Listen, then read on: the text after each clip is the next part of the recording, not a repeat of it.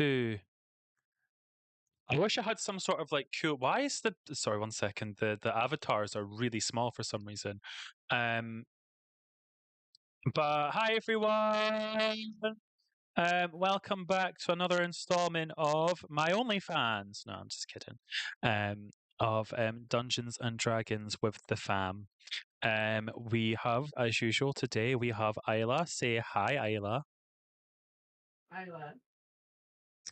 And we have Valder. Say hi, Valder. Hi, Valder. And we have Flicker. Say hi, Flicker. Hi, Flicker. Last session, the party went to rescue Regina, the Elder's daughter, from the Kobold Pirate Cove Cave Skull Cavern, where they almost died, but they came out triumphant and rescued Regina, who went batshit crazy and beheaded a couple of kobolds. They stopped some transmutation kobolds in the process. They murked a priest and a wizard. And Valder has now got his hand stuck in a mimic. So that's fun. Oh, yeah. Valder forgot about that. Yeah. We previously, before the start of the stream, Lake had drawn some tarot cards to see how today's today's session is going to go. Would you remember what they were, Lake? Yes, it was Reversed Judgment.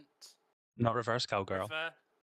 Reverse Devil and Upright Empress. Yeah.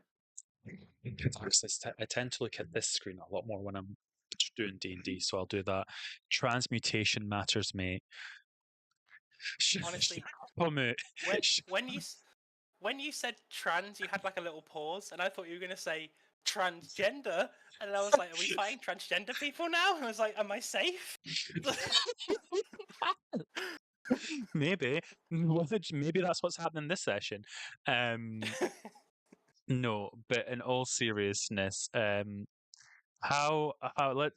get to it. I'm gonna bring up. We won't have much screen time in the. I need to put screen capture on. Give me 2 seconds.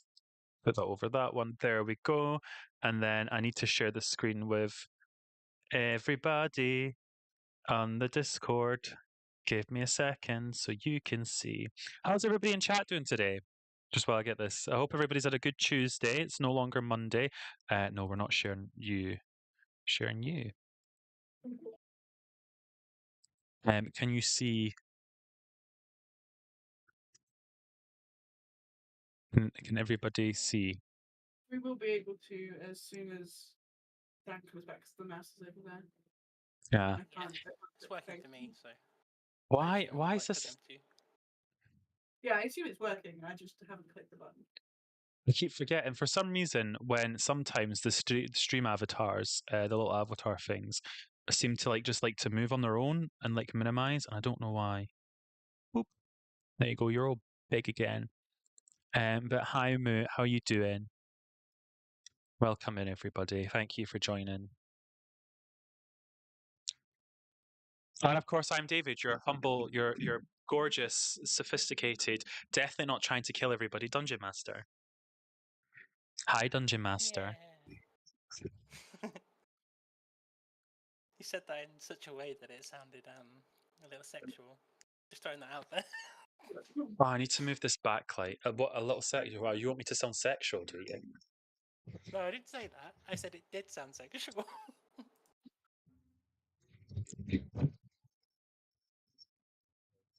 Good, thank you. Hopefully you're doing as awesome as you are. Thanks, Amir. Good. I'm as good as I can be.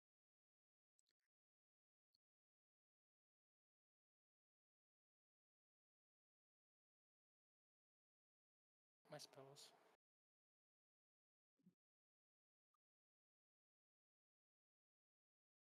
Let's quickly do it. I'm not. Someone wants me to. Someone doesn't clearly don't understand the assignment. So, while I assume we're waiting on, is it Dan at the moment? Yeah, Dan. While we're waiting on Dan, the rest of us actually can roll initiative, can't we? Mm-hmm. Let me get my ducky dice out. Um, now, I don't know if I said this in the stream. The party have leveled up. I don't know if I said this last week. So everybody's now level 7. Yeah. Right. I still don't know much about the rules, and I don't know much about their stuff. So the way I cater this is I just put a bunch of stuff in, and if they outsmart me, they outsmart me. If they don't, they don't. What did everybody roll for initiative? Oh shit! I didn't even look. Well, I rolled a 10. Oh, the 6. Mine is currently refusing to actually roll a bloody dice. 6. Well, so last session, Dan went up. He rolled. I think it was a nat 20 to see if this chest had any traps. Unfortunately, a mimic itself, I believe, is not a trap, so therefore I didn't figure it out.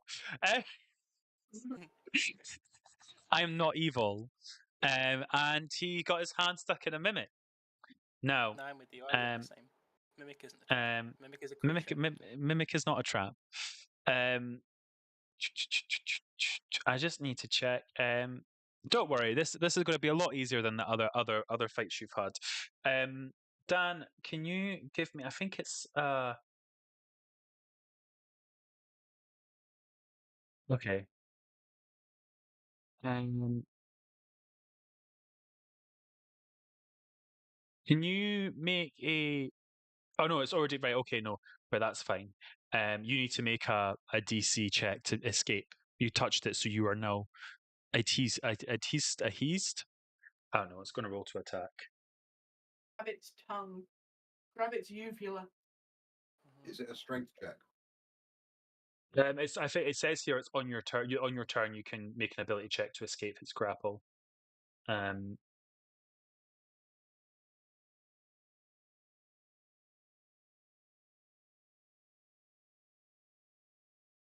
Oh, ability checks made to escape the grapple have disadvantage. Apparently, does a dirty 20 hit? Sorry, I shouldn't ask that. Yeah. Of course it does. Would you like to use any of your abilities? I'm gonna wing shield this shit. Awesome. Brilliant. Nice. So you get a +5 to your AC. Mm-hmm. So what does that is that over 20?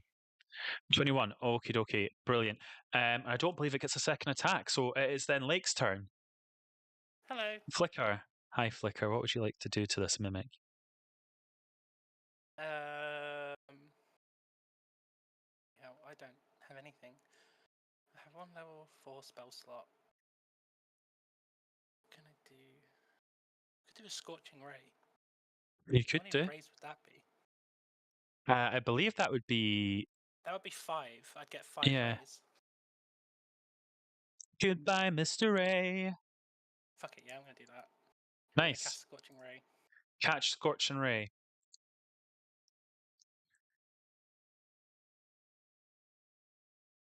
Right. I need to roll to hit for each of these. Tell me how many rolls you get over 12. Okay. That's 1. Mm-hmm. That is 2. Good.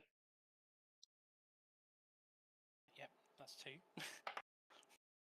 That's 3. That's 4. And that's a natural 20. So one of them is a crit. Nice. So did they all hit? That's 4 hits and a crit. Yeah, 1 missed. So okay, so 3 hits and a crit. And a crit, yeah. Roll your damage. Okay. So what are we doing again? How do we do crits again? Roll your damage and double it. Okay, cool. I believe that's how we all agreed. Get it out of the way. Yeah. Oh man, I rolled 2 1s for my damage. So that's 4 with the crit.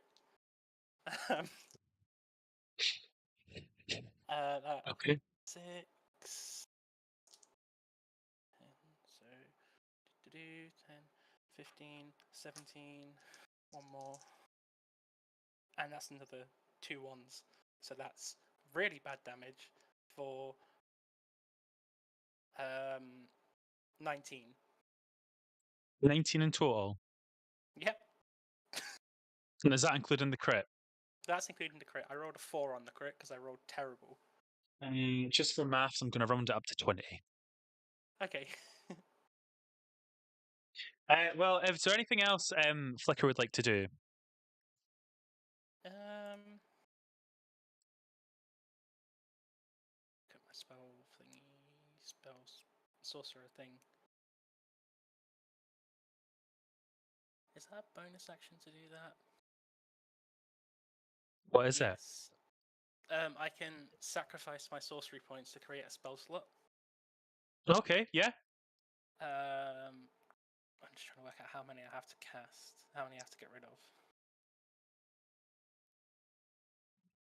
So if I get rid of 3 spell slots, 3 sorcery points, I can get a second level spell slot back, which is what I'm going to do. But that does Okay. get rid of all my sorcery points, but I don't really use them anyway. So No, that's entirely fair. I imagine what Yeah. happens is as soon as Valder reaches into this chest to see what's in it, it bites its hand and Flicker just gets a fright and lets off like this scorching ray from their hands like fireworks. It's like, yeah, literally, it's like it's You like a dark beam that comes from them, but it's they sort of go more as like a sort of like fairy fire color when they hit, rather than Yeah. like a fire. It's like premature ejaculation. You just got a bit excited. Yeah, that's why I that did so badly. that is that takes us to Isla. If Isla would like to do anything to this mimic. Yeah. How far away am I? You're right next to it. You're 5 feet, 10 feet, wherever you want to be. I have a singular spell slot, and I'm going to use it to inflict wounds. Does Okay. Click the right button. Emily. There's a 14 hit. 14 hits, yeah.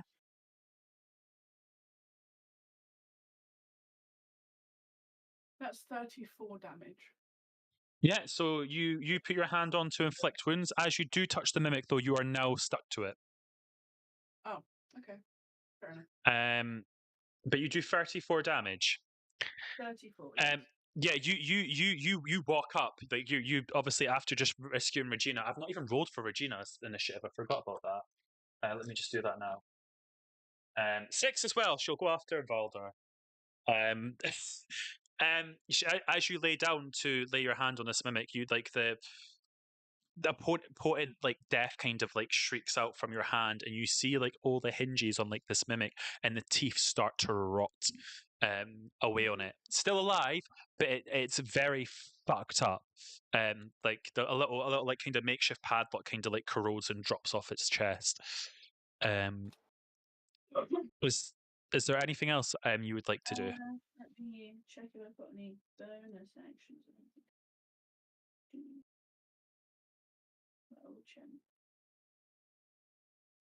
No, nothing that I can use because I don't have any spell slots anymore. Okay, that's fine. If that's the case, we will head over to Valdar. He's currently upstairs dealing with Robin, who is very upset. Cheese or pineapple? Yeah, I would probably imagine he's going to bonk it with a stick. Yeah, he is probably going to bonk it with a stick. That is a very Valdar thing to do. But yeah, I wouldn't be able to roll for him or anything because I don't have his stuff in front of me. Well, I don't know. This will give me a chance to quickly look at the. Put that down. Nobody needs to see my Facebook messages. I have a quick look at the stats here and see what exactly.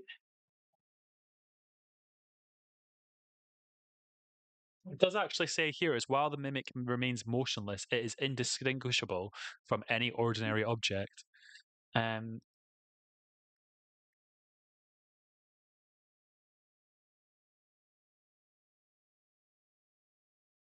So the mimic adheres to anything that touches it. A huge or small creature adhered to the mimic is also grappled by it.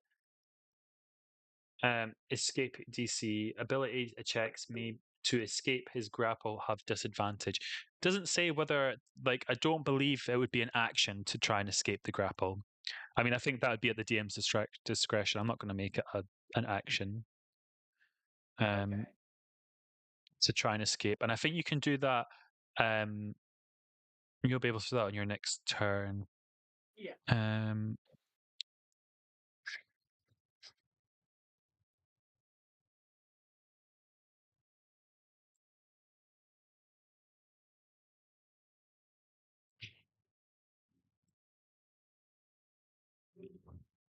What is going through Flicker and Isla's mind right now?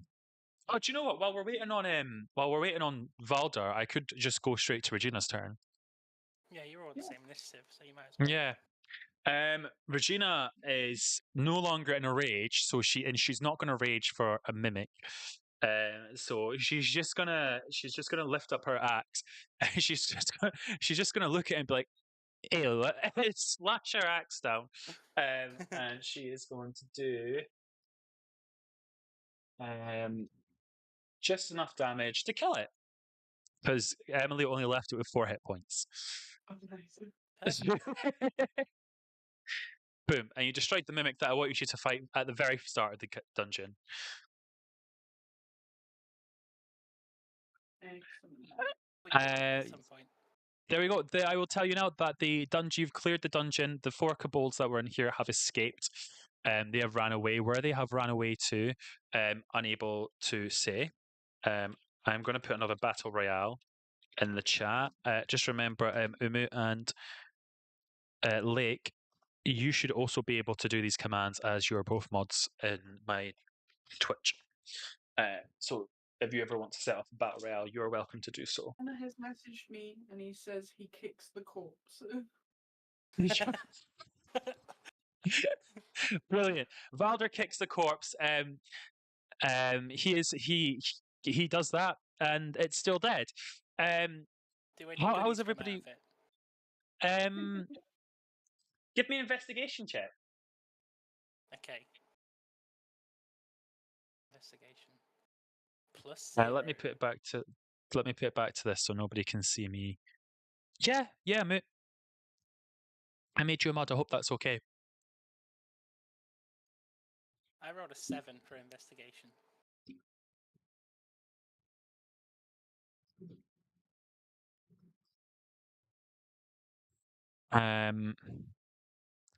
Give me a second. As you are looking around the mimic, you find a lantern that flickers faintly, but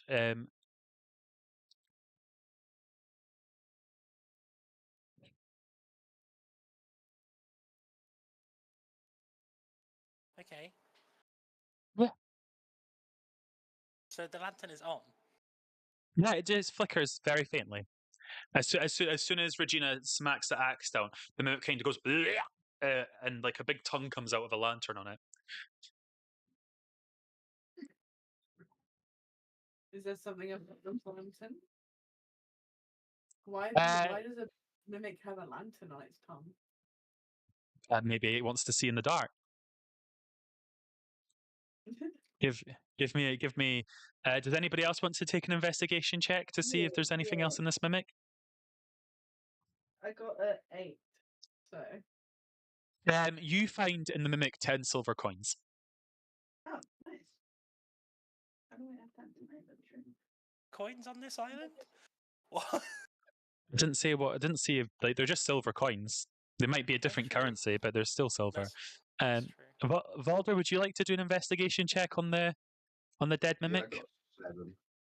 You How got a did we 7. all You also see a lantern. I would like to take the lantern. Yeah, you pick up the lantern. Do you want to investigate the lantern? Mm-hmm. Okay, give me an investigation check. That's a 0. Oh. You believe that this is the most magical lantern that you have ever seen in your entire life. You believe that this is you lick it. Mm-hmm. bird tongue? Yeah, that's what I was imagining. I was like, You take 3 fire damage. You know, tonguing it. How much fire damage? 3 fire damage. Don't tell me you're down. Yes. Well, Look, flicking a lantern puts you on death saving rolls. I'm just going to kill Valder off. I've got 13 hit points left. Hi, Dinozaki. I think in terms of what people are feeling, Isla is absolutely wanting to just get home. She's got her friend, and she has nothing remains in her. She has no energy. She has no backup, reserve, fucking anything. So she's desperate to get home and check everyone at home is still safe. After they're obviously just attacked and stuff. So yeah, she absolutely is just desperate for home. Do you just kind of march on? Obviously, Regina kind of takes like a look at you, a soft look, and she smiles and she's like, "I knew you'd come," and she kind of takes your hand, and it feels warm, and you feel this kind of sisterly sisterly bond,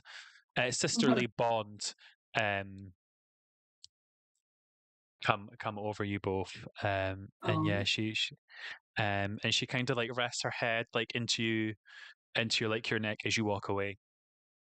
Oh. Yeah, I'm not necessarily comfortable with that.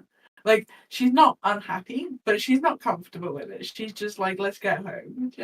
She's just being like, Regina's just being like, that like the kind of like high high school kind of like best friendy kind of thing. Yeah. Like, Isla and Regina are very different people, but it doesn't mean they can't be friends. And like they might express that in ways that Maeve doesn't really get all the time, but it So I assume you leave the Skull Cavern. Yeah, Isla is doing whatever the other two are doing, so long as that is in an effort to get home. Brilliant. Brilliant. You all leave the Skull Cavern. As soon as you leave the Skull Cavern, anybody who's under the effects of the curse is now no longer cursed. That has been lifted. All of your rolls are no longer at disadvantage. I'm no longer cursed, but I still hear the voices. What's going on? You are just mentally ill. Yes. As you leave the Skull Cavern, Isla, and the and you come back because it's obviously very dark in there, and you see the light again. Your eyes kind of flash white, for a second, Nice. as you hear the call of your mother, upon you, and this kind of holy light beams down on you directly from the as if they're coming from the heaven above, and like a kind of not like a tornado, but like how like the wind kind of like picks up leaves and they kind of dance around. That's kind of happening all around you as well. And your healing winds has been given another D4, so you now get 3 D4 of your healing winds. I'll try and remember that. 3D4. Yeah. So it was 2D4 and now it's 3D4. Yes. No, I remember. It's just one of those things where it's like it's going to take me a hot second to remember that it's changed. I don't think people are going to let you forget that. It's healing. Yeah, it's free healing. You all kind of leave the cave. You're all really tired, I imagine, and quite battered. And you want to get Regina home as soon as possible. Yes. I think that ideally, yes, we would just go home, but like I think we probably want to take a short rest before setting off anywhere else, or some sort of like I say, I don't have any spell slots at all. Depends how everyone else is feeling. Oh, I'm on like 13 hit points. Yeah. I could do with a rest. Okay. Flicker? Yeah, if that's what you want to do. I'm down. Yeah. Do you want to do a short rest or a rest? Short rest won't give me any spell slots back, but it will give me hit points. Depends if you think we're going to need spell slots either on the way back or when we arrive back. I hope not. Isla is hopeful that we don't need to use spells when we get back home. Worry is it might be time sensitive because we don't know what's going to happen when we get back. Well, exactly. We don't know if like there's been another attack of some other kind, or it could be anything. So I think that both like a short rest would be get us home quicker. A long rest means we're more rested and like sustained for anything that comes. but it's that then time wasted. So she doesn't really know what she wants out of the choices. Regina kind of plunks down on a stone and puts her feet up, and she just kind of throws her head back. She says, "Oh my god, just let me know when you decide." It's up to you two. I'm down for a short rest. Yeah, I think we should go for a short rest for now. Brilliant. So a short rest, that's at least an hour, is it? Yeah. Have a look.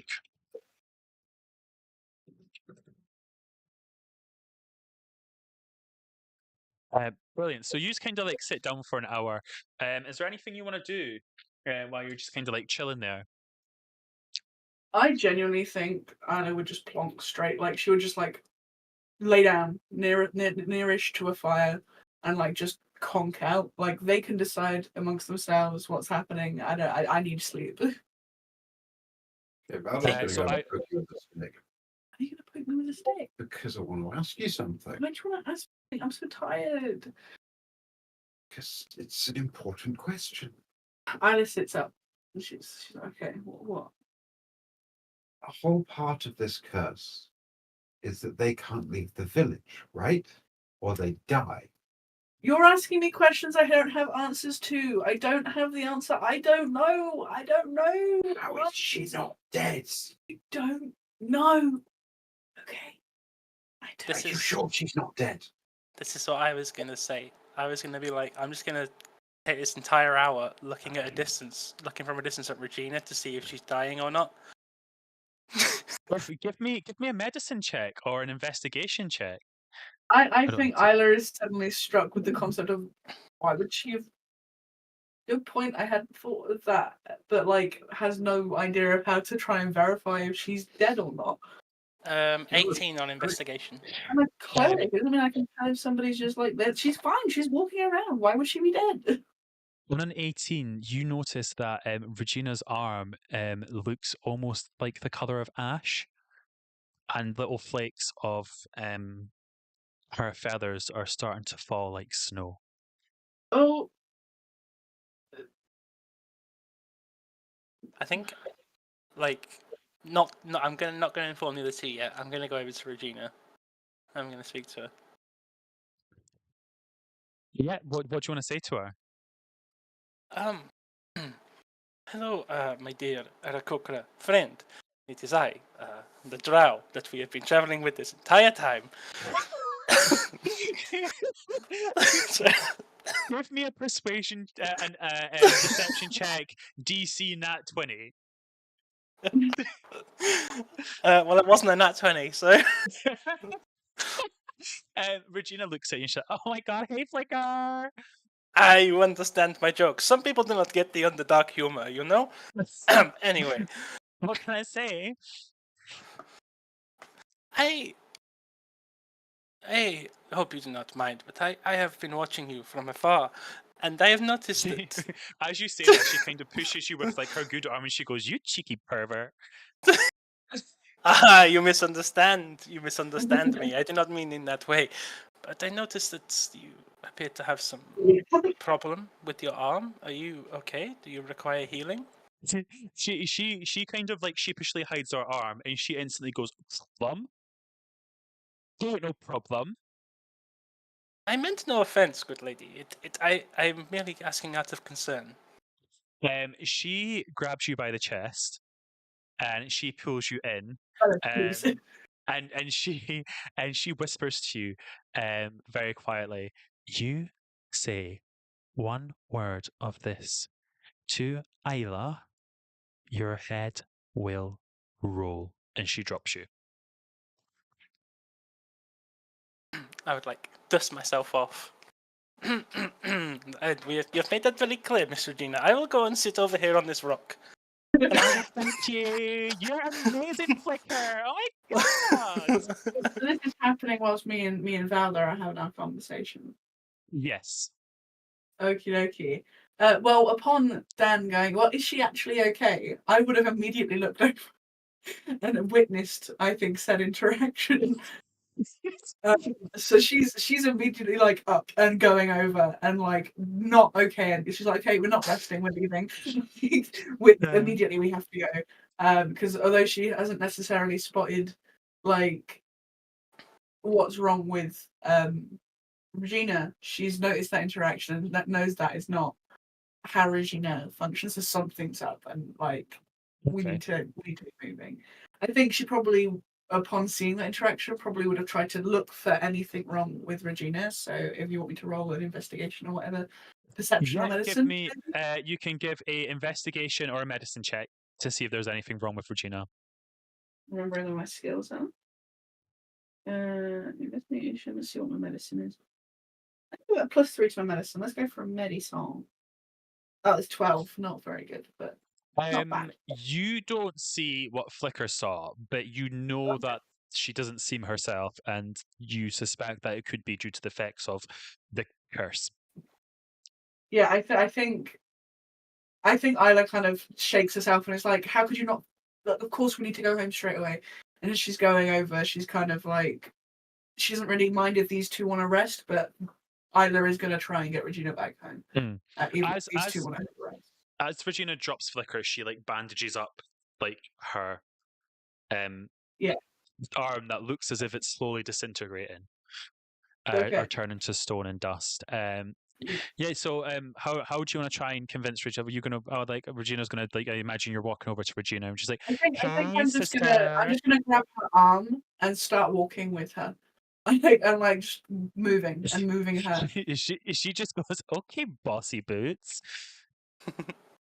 So we need to get home. Like we need to get you home and get everyone safe again, and then we can focus on the rest of. We just need to get you safe. I'll take you home. It'll be fine. They'll rest if they notice I'm gone. I'll catch up. I'm sure, but like we need to get you home. Regina like puts her hands on your shoulders and she looks at you and she says, Isla, chill. My eyes narrow immediately. I'm like, when have I ever chilled ever in the whole time you've ever known me? This is not a possibility. And your blood pressure will be like through the roof. Lara has taught you so many times, if you keep being uptight, you're gonna have an aneurysm. It's fine. You don't have blood, do you? You're made of like air and shit. I don't know. I might have blood. Yes, we all have blood, bird friend. Flicker just coming along behind the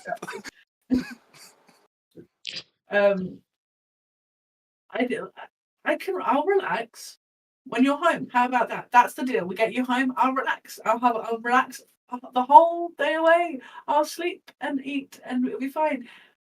When we get you home, okay? Yeah. Give me a persuasion check with advantage. It's good because I don't have a very good persuasion anyway. It's 14. It's not bad. I'm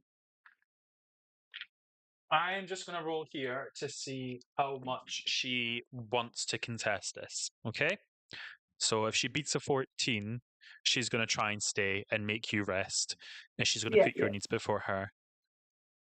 She rolled a 6. She's like, okay, right, we'll go. Excellent. But I kind of wave back to the other guys and be like, we're going. You can rest. We'll be fine. I just need to get Regina home.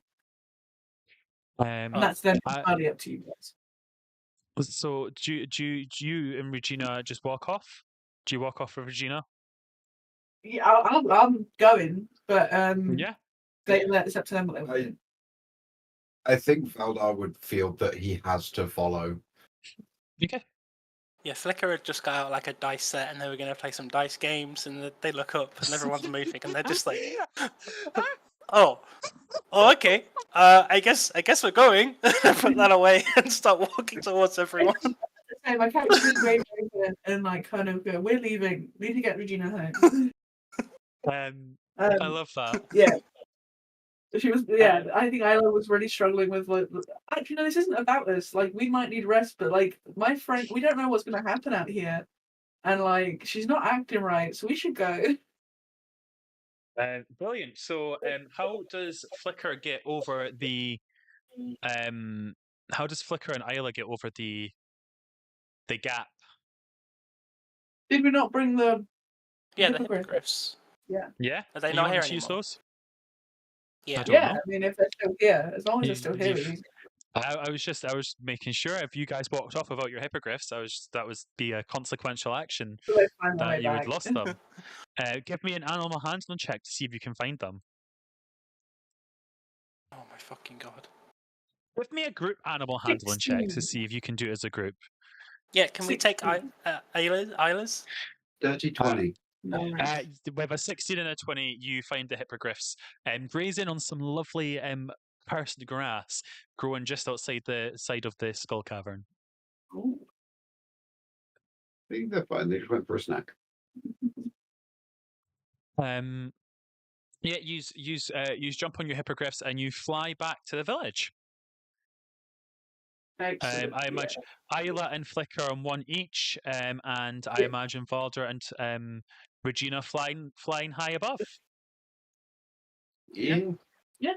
Pretty sure I can Um, move faster than the hippogriff if I want to, so.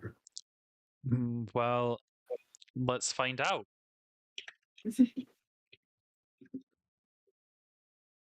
Through all this, I will be keeping a close and steady eye on Regina in case it seems that she's struggling with anything, seeming erratic or behaving oddly. What is your flying speed, Dan? 45. They can fly faster than you. Yes, but can they take 2 dashes in a single turn?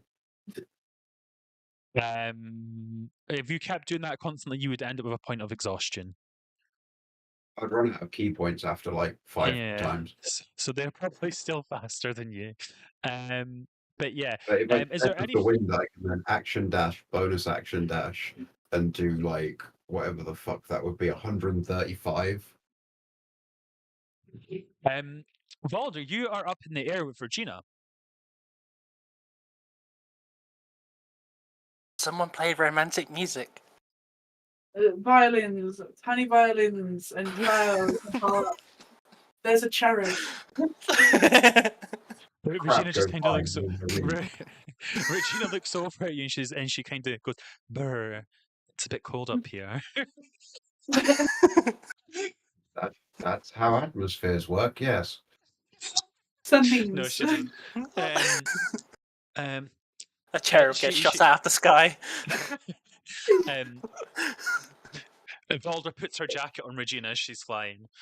I love it. No, She's got, Regina. like, Regina kind of looks at Valder, and Regina goes, I'd like nothing like she normally talks. Very kind of sincere, very demure, and she Very looks at you and she goes, "I just want to say thank you." I mean, it was undoubtedly a group effort. I just happened to get to the door first. But you all could have continued with your quest and left me Well, to rot, and you we- didn't. We still don't know where the next part of our quest even is, so we would have just been sat around waiting. So why would we have not? Valder, Valder is autistic, I'm sorry. you're quite dense, aren't you? Well, actually, as a bird, my bones are very hollow. I'm Regina not dense flies at all. off.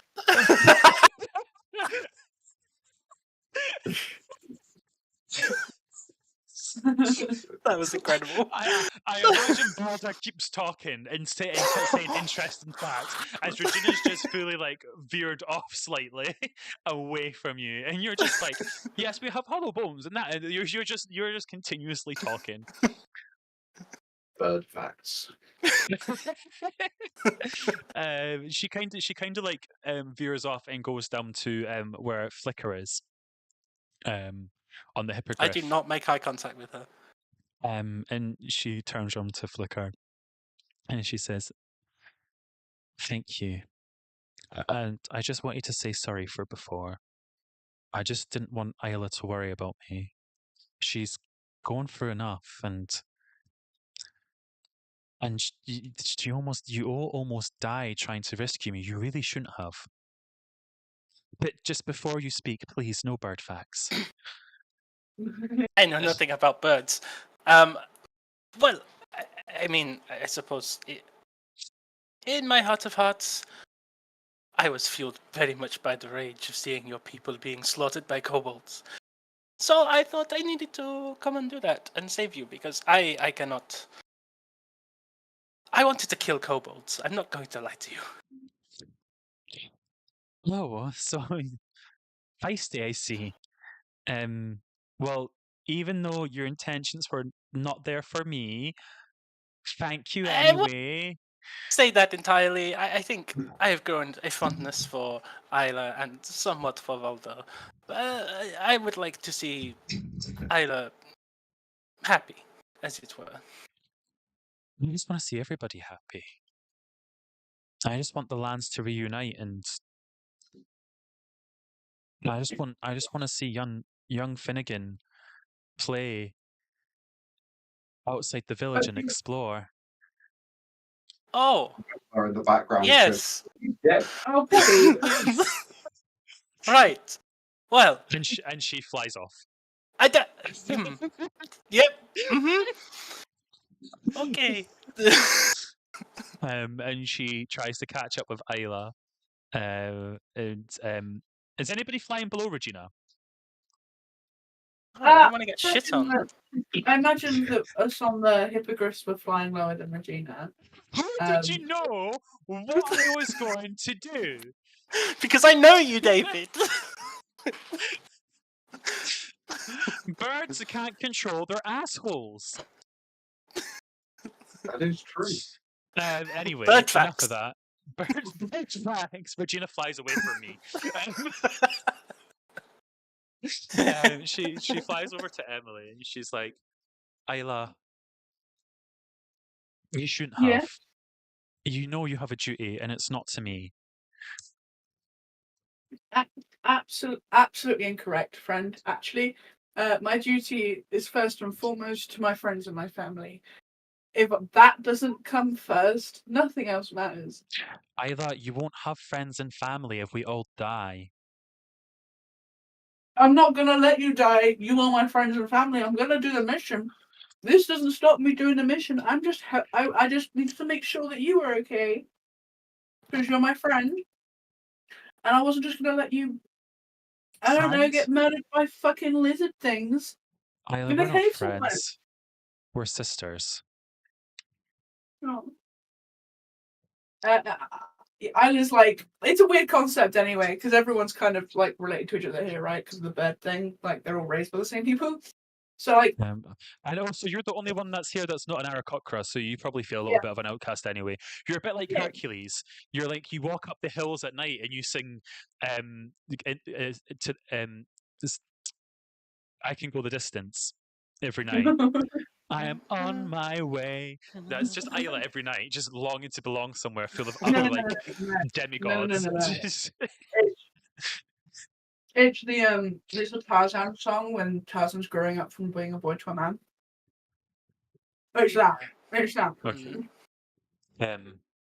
But Isla kind of Regina looks at you and she's like, I can't wait to get home though. I promised Finnegan I'd play hide and seek with him before we got captured. Immediately, Isla's face falls, like crumples, like very clearly, like that's undeniable. Are you trying to hide that, or are you being very obvious?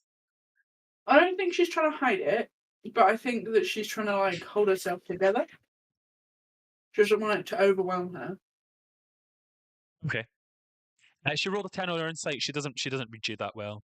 She just thinks you're weird. I'm not gonna not tell her. Like I kind of like meet her eyes and I'm like, Finnegan died.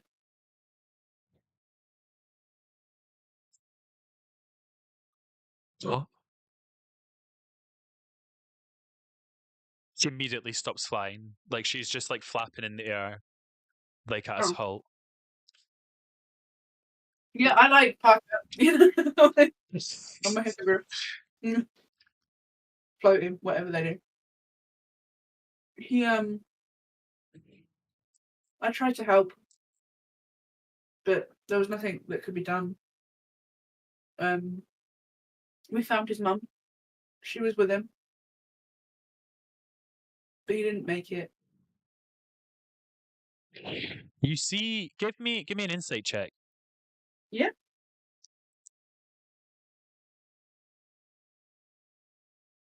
$11, not great. You can see that she's very clearly upset. If anybody else wants to give me an insight check, they may also do so. Watching from a distance behind a cloud, Peter Pan style. Okay. But you can 15. see like a single tear falls down Regina's eye. What did you get, Valder? 18. Valder, you can years of being a monk and living in the balance of good and evil, that kind of yin yang spirit. You very clearly notice that Regina has just some dark energy has awoken inside her. Oh, she pissed. This kind of internal rage has awoken, and it's not for justice. It's not for anything other than self-satisfaction, if that makes sense. Vengeance. Pardon? Vengeance. Yes. That is just self-serving. But like there's kind of like a tint of like as if the light's just been snuffed out of Regina's body. Oh my god, am I just like using Once Upon a Time? What the fuck? Why did I call her Regina? Yeah, it's you see as if as soon as Isla's like for Valder, this is what Valder sees. It's like a black and white, not black and white. It's like a motion picture, but there's no sound, and you just see Isla's lips move and mouth the words "Finnegan's dead," and it's as if Regina just turns black and white, as if all light has just left her body, and then all of a sudden her body just turns black, and then like a kind of fire sprouts from like as if you're reading her aura, like a fire starts spreading through her body, which is just pure rage, but not just rage, like a hint of like maybe evil. Okay. I would like to flap over to Flicker. Flap over, I like that. You kind of veer off to Flicker. Flicker, when you were talking to Regina earlier, what was all that about? Oh, she was just thanking us for saving her and my part in it and such. She seemed to then be bandaging her arm. Was she injured? Oh, you mean back at the cave, right? Oh, yes. Well, she didn't tell me not to tell you. I thought you meant in the flight bit. Sorry. We go back there. Right. Sorry, no. not to interrupt you, but I just when Valder said that, I knew what Valder was talking about, and it's like, oh, I was imagining Regina holding you by the scruff of the neck, and you think going, oh, she was just thanking us. That's how they say thank you. It's Italian. So Sorry, yes, go on. well, it is. I mean, she told me not to tell Isla, but her arm is fucked up. Can you be more specific than fucked up? Oh, it's like imagine the shadows. The shadows, they as they come more into the lights, they become grayer, and the grey was sort of taking over the arm of Regina. It's almost as if it was disappearing entirely, disintegrating somewhat, fading. Yes. Interesting. Something has shifted in her. I'm not sure the person we're taking back to the village is the same person who left. Oh, really? That was also this other thing we talked about where I said I only really did it for vengeance because, I get angry. I don't know. I hope she didn't take up any of that because, that's my problem, not hers. Flicker, give me a insight check. 9. You solely believe that you are the cause of Regina's You or what influenced Regina? Shit. I think like the form would flicker, like they'd sort of like go between different forms again, and that's when you kind of tell that they're in their own head and not focusing on the form. Eldar just pokes you with his stick and goes, "Pick one." Okay, sure.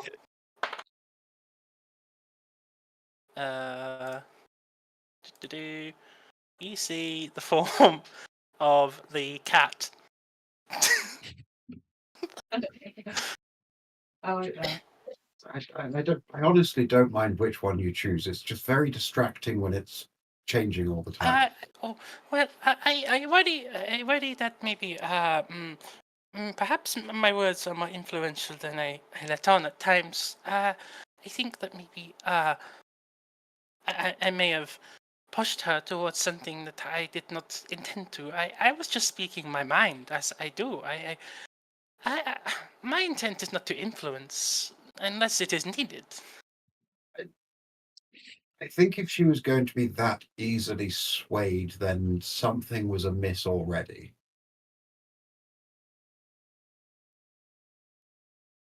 People don't just suddenly decide to shift their allegiance from one brief conversation. Oh, you've never been to the Feywild, have you? Okay, in this realm,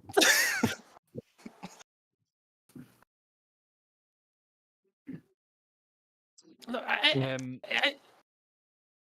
do you think something is wrong with her then? Like, what's going on? I think something is quite obviously wrong with her. She Whether mentioned. it's physical fading is also being accompanied by some kind of fading of her soul Question mark, question mark. or She something to that effect. She mentioned Finnegan before she flew away from me. I didn't have the time to break the bad news. Yes, I think Isla just did that. Aha. Was she and the boy close? Well, she mentioned that she was looking forward to seeing him and such. Oh dear, oh dear, oh dear. We're going to quickly cut back to Isla and Regina. Isla, is there anything you want to say to Regina as she is now slowly flying with her head down and she is clenching her axe very, very hard? Just reach your hand out and I just, place it on a shoulder, wing, a piece of her that isn't a titty or something. Things will be busy. Yeah, wings will be busy. I thought. But I don't think I can say much. I know that obviously she and Finnegan were close enough to be like, hanging out and all that kind of stuff. So yeah, I think there's nothing that she can really say that's going to diminish that blow.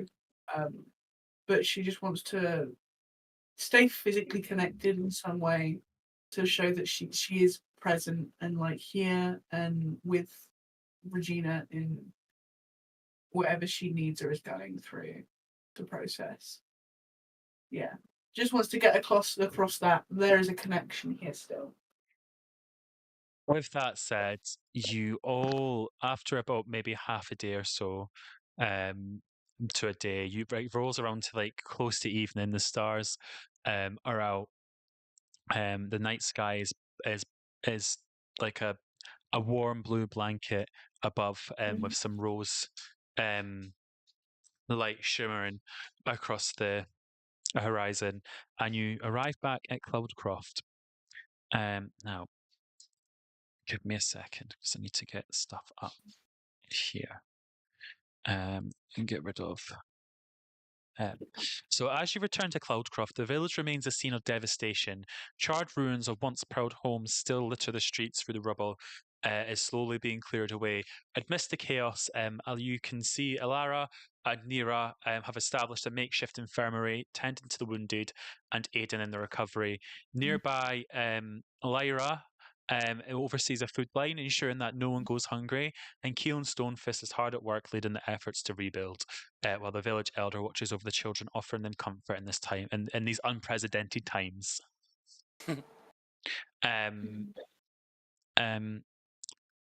As you enter the village, I imagine you get off your hippogriffs, and you all kind of walk towards the village, and the village starts cheering as they see you return with Regina. Like loud cheers, clapping. Some big buff Aarakocra in the back going. But Regina still seems very down. Her head's kind of down as she's walking along. Into the back into the village. As she crosses like through the gate or whatever boundary marker it is, like into the village, I would like to be watching her very closely to see if there's any kind of visible change in her at all. Give me a perception or investigation. Perception if you just want to look at her. Investigation if you want to investigate her, I guess. I'm going to go with perception because my investigation is -1. I rolled a nat 1 anyway, so it doesn't really matter. Whilst that's happening, I would like to take Regina's hand, and also if it's her, is it her left that's the one that's got the bandage on it? If I notice the bandage, I'm not going to look at it too hard, but she's going to suggest Regina going to get that seen to by somebody in the infirmary area, because she wouldn't assume anything untoward about a bandage after a fight, you know. As you say, "Oh, will you go get that seen to?" Regina just kind of goes, "Mm-hmm." I give her hand a squeeze as we're kind of walking through, and I kind of direct her towards the infirmary area. Yeah, she heads. As you're walking, you see the kind of village elder take a glimpse, and he. Do you know that scene in Spirited Away where Yubaba like literally runs, looking for her baby? Yeah. That is like how the village elder is moving. He literally runs in that like weird cartoon fashion over to Regina and hugs her tight, kisses her on the cheek, and kind of like puts her shoulder back and says, "I thought I'd lost you forever, my child." And as he brings her in for another hug, everybody give me a perception check.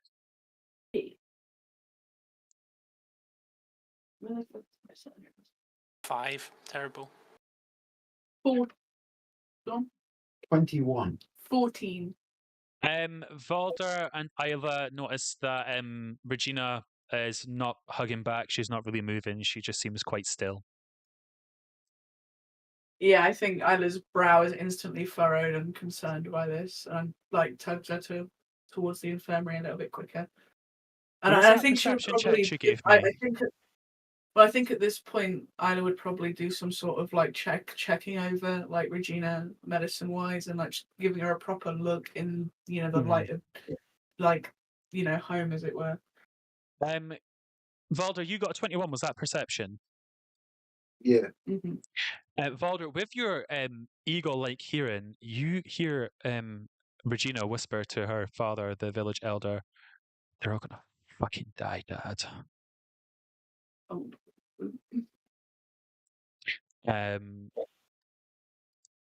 Yeah, Emily, give me your medicine check. Because she now has her arm bandaged up, I would like it at disadvantage, please. Okie dokie. If you want to see that if there's something magical affecting her, you can give me an Arcana check instead. Okay, so for medicine I got 13. For Arcana, is that also a disadvantage, Arcana? No. Okay. That's a 12 for Arcana. You don't know what's wrong with her. You can't figure it out, unfortunately. From where you are in the distance, you're just kind of that something's not right, but you're thinking it might have just been the news that's been given to her. Yeah. Yeah, that would be the assumption that I would go with, to be honest.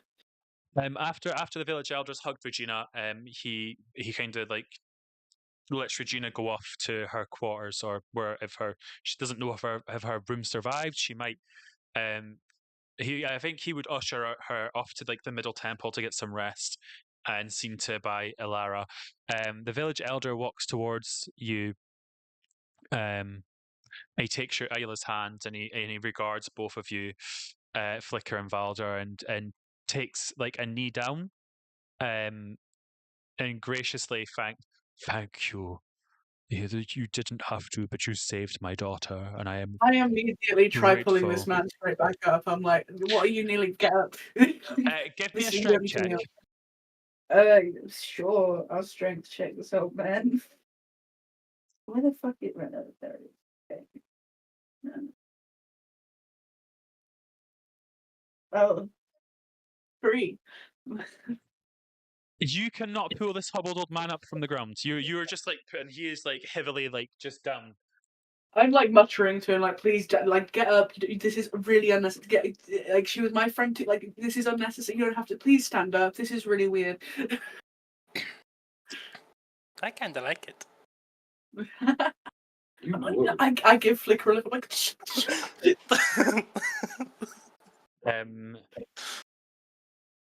The village elder looks up to Isla, and you see tears in his eyes. He kind of croaks, as he just goes, "Thank you." Ida is desperately like she's making desperate direct panicked icon. Like, just stand up. It's honestly, it's fine. Yeah. Like, just please stand up. This is really completely unnecessary. Yeah, he stands up and he kind of regards all of you and he says, "Please find me later. Attend to your business. I have matters I wish to discuss with you all." And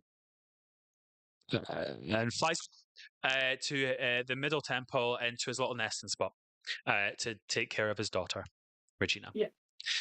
What would you like to do? You're back at the village. You're back at Cloudcroft. You didn't die. Congratulations! Yay! Yay! You did it. Second.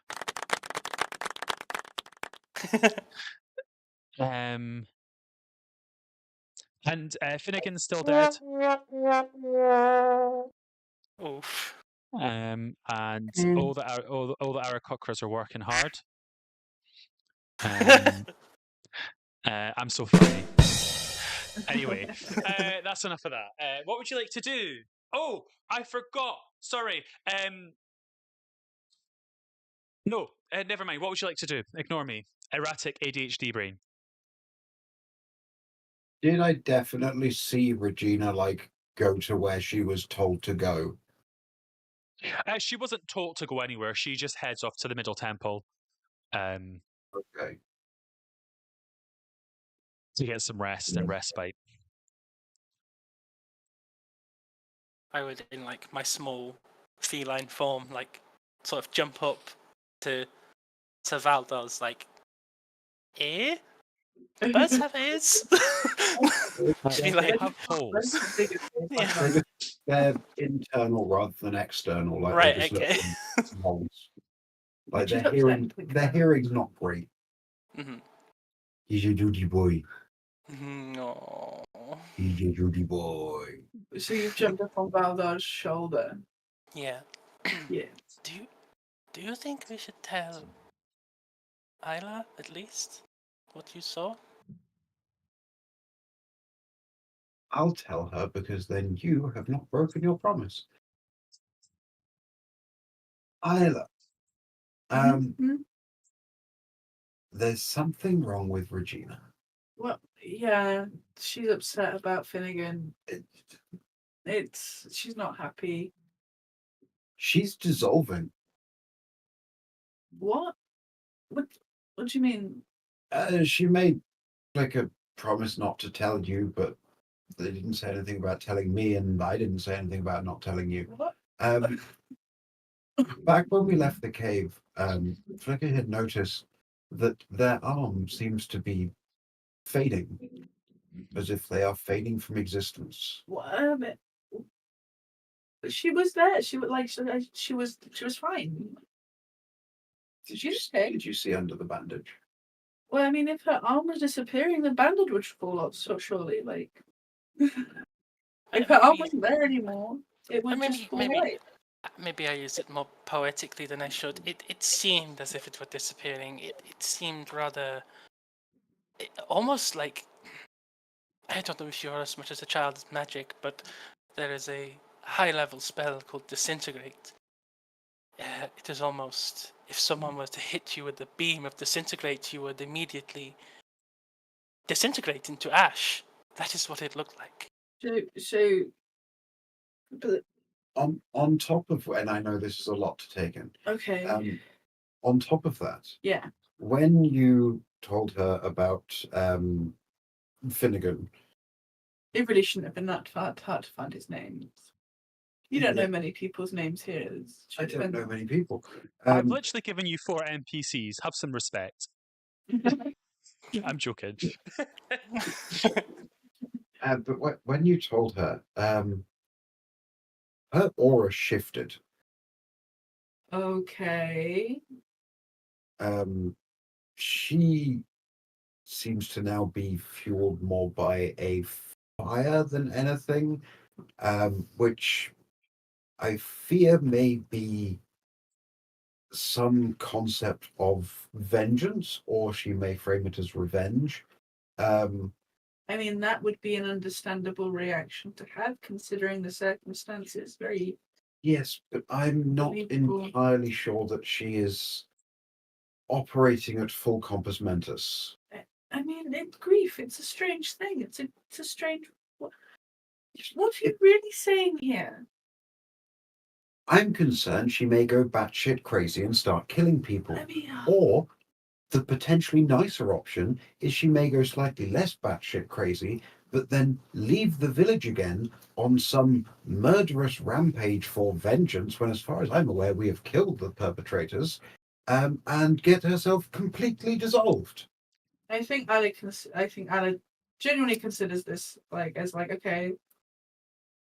Does she get the sense that does Isla, looking internally, kind of have any sense that naturally Regina had the inclination to go batshit crazy, absolutely nothing? So yes, we've seen her have obviously she can be a bit much in a fight. Oh my god, David.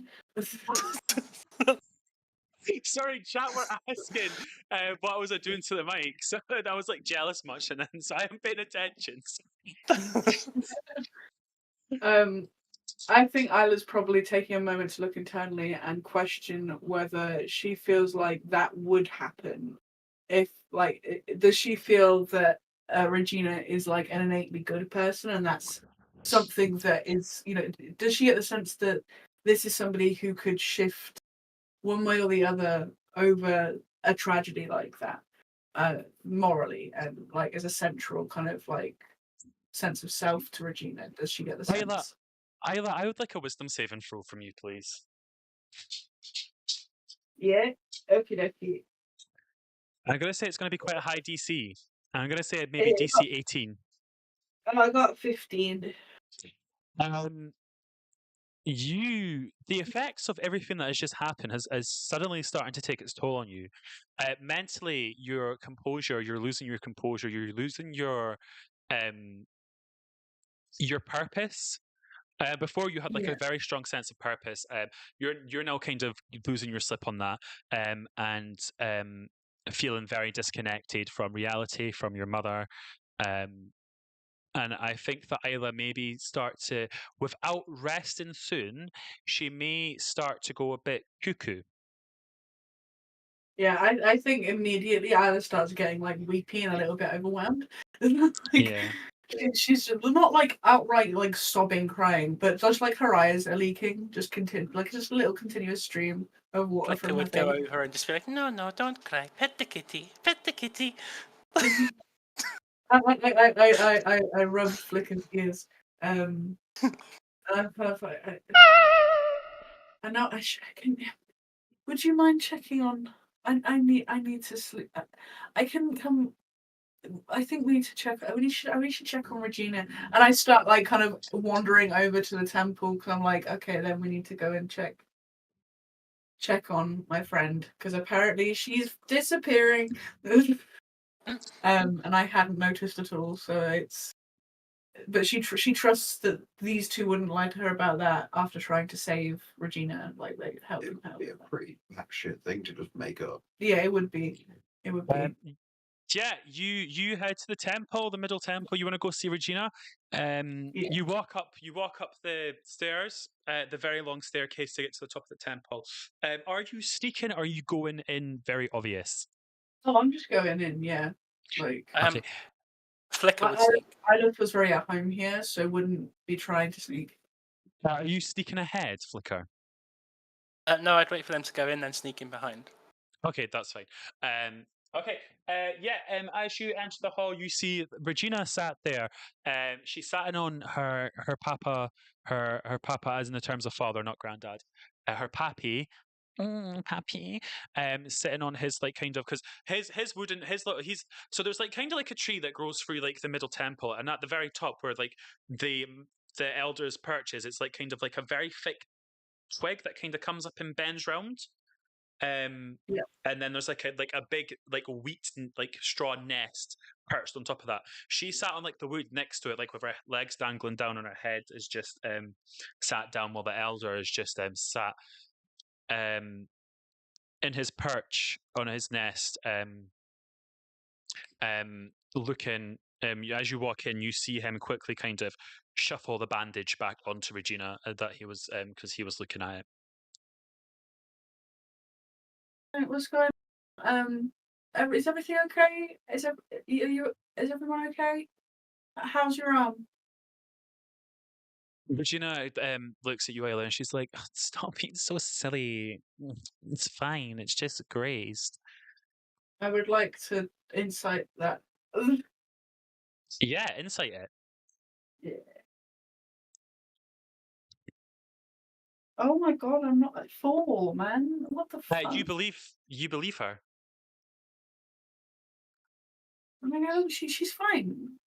Sorry, they were worried. If it's just a graze, show us. I was Excuse me. so tired. If it's Excuse just me. a graze, show us. I looked to the elder and is she okay? What's going on? It's just a grease. Shut up, Amu. Fucking sorry, it was a moot making fun of English again. The elder regards you, Ayla, and says, "Everything's fine, my child. Do not worry. Please. If you need to see to other townspeople, see to others townspeople. If you need to rest, rest. Let me deal with my daughter." I need to be assured of this, is what I need.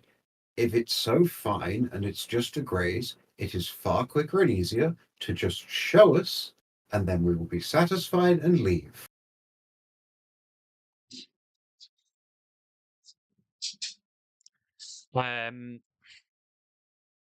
Give me 2 seconds because I need to quickly. I don't have any stats for Regina. I need to very quickly get some stats for Regina. By the way, should I roll a stealth check? Because I was trying to like stealth in. I will say that you're with what's going on. You're very stealthy without a roll at the moment. If she tries to perceive you, I will then get you. Because to roll stealth, my if plan that's was okay. to try and get a bit closer to Regina, so I can examine her like magically, like try and use my arcana to examine her. Roll me a stealth check. 30-20. Nice. Yeah, nobody notices you in the midst of everything. What?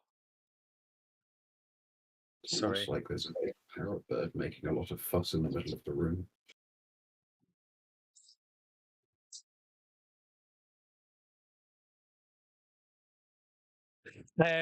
Yeah, Regina just kind of looks at you, Valdi. She goes, "Excuse me?"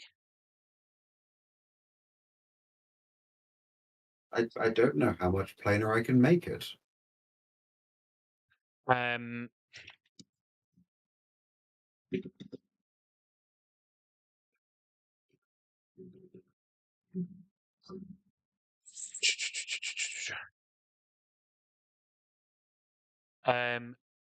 Right.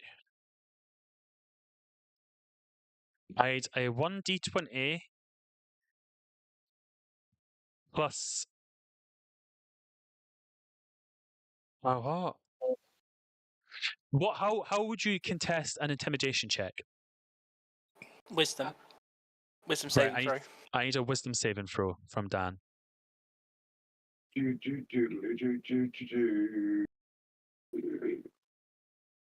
I rolled a 2, so that's 5.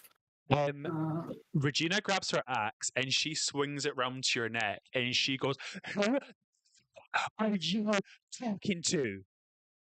As she I rolls a immediately 15 for step intimidation. in. I immediately step into that. What? That's not. We don't act like that, Regina.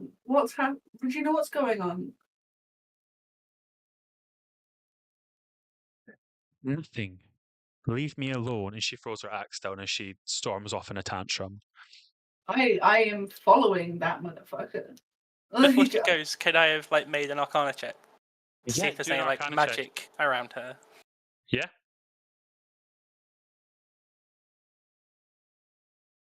Oh shit! Fucking terrible roll. I'm gonna use my inspiration. I'm gonna roll again. Okay. Literally the same roll. Are you fucking kidding me? I rolled a 7.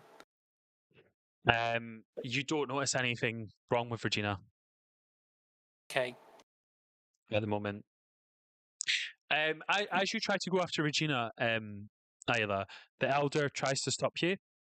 He's gonna put his hand on your shoulder as if, like, I imagine you're like walking off, and he just kind of puts his hand on your shoulder and kind of looks at you as to say, "Not the time."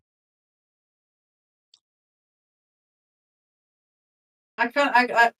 Isla does not like how this situation went, and clearly something is wrong. She doesn't know what, but something's up, and she's not happy about how that situation just played out, especially the violence. It was not like it was so unfounded. That it's really kind of put Isla on her like kind of on the kind of, I don't know what the word would be, but she's very unsettled by it all. So she doesn't know what to do, but she kind of looks over to Flicker and Valdar with that a very clearly puzzled look on her face. Give me an insight check. Oh yeah, well Flicker's not there. I don't know where Flicker is, but I look at Valdar and I'm like very puzzled. Like I can see that I'm not happy about this. Yeah, Isla, give me an insight check. While you do that, Flicker, what are you doing? I'm going to stealth after Regina. Yeah, That's brilliant. a 7. Yeah, I'm on gonna his say with a 7, you don't understand why Regina's acting the way that she's acting, and everything that you basically just said follows. You have no Yeah. further insight. Brilliant. Cool little note. Just a break there. If you took a long rest, before you left, who knows what would have happened? Mm-hmm. Who knows what would have happened? Yeah. Who knows? Yeah, so Flicker, you follow after Regina. What do you want to do? She kind of like she storms off, and she's like kind of headed off like to like out the top and like headed up to like the top of like where Isla was at the very start of like the campaign, at the very top of the middle tower. I'm going to use my only level second level spell slot to cast Detect Magic. Mm-hmm. And I'm going to sort of like stealthily approach her and get within like 30 feet of her if I can, and sort of see if there's any magic emanating from her or her arm specifically. Give me a stealth check. This is a risk because this is very high up. That wasn't great. 14. You're not invisible. You're not invisible at the moment, are you? I can't go invisible. Just in case you had invisibility, I just need to do a perception check for her. Yeah, I rolled a 14, so she needs to beat that. She doesn't have any plus to perception. Her wisdom is 0 apparently, because this is just a random stat generator. I've not planned her out yet. You rolled a what? 14. She rolled a 15. Fuck. she like, as you're like walking up behind her, she turns her head like an owl, and she looks at you dead in the eye.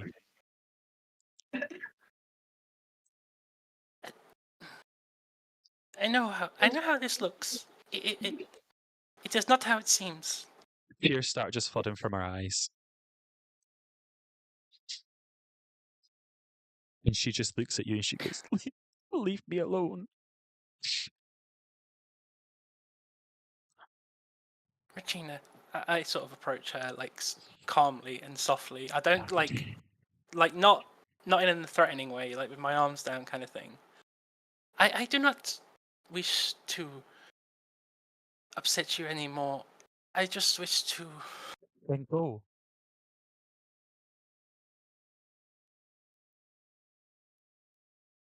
Many people are worried about you, myself included. I do not find myself worrying about many people. I would. Oh, that touched me a little bit, I'm not gonna lie. that turned my heart to bar. Continue. I think it would just. If you wouldn't mind, I do not want to intrude. I really do not, but I wish, for the sake of not just myself, but for your sister, Isla, I wish to make sure that if there is something we can do about your condition, I do not want you to fester upon this. My condition. Give me a persuasion check, DC 20. Okay. Please tell me I've got fucking thingy in this. I have, okay.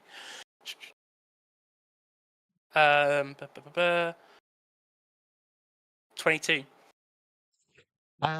Yeah, she lets you approach her. She's totally chill. She's not gonna try and murder you. She looks at you. My condition, as she starts to slowly unbandage her arm. Is it with that sinister Bandage. face? And then, no, this is just me. And the bandage falls to the. I'm just trying to add like some sort of dramatic. Okay, no, I know. I just wanted to make sure. And the bandage like falls to the floor. Well, I've got And the she tech looks magic you. up. Well, she looks you in the eye and she goes, "What condition, Flicker?" I mean, I only say that maybe I did notice perhaps there is some maybe damage, maybe a magical wound of a kind, and I am a student of magic. Flicker, you look at her arm like you when after usually as you're saying that, you take a double take and Yeah. you see her arm is absolutely fine. Oh.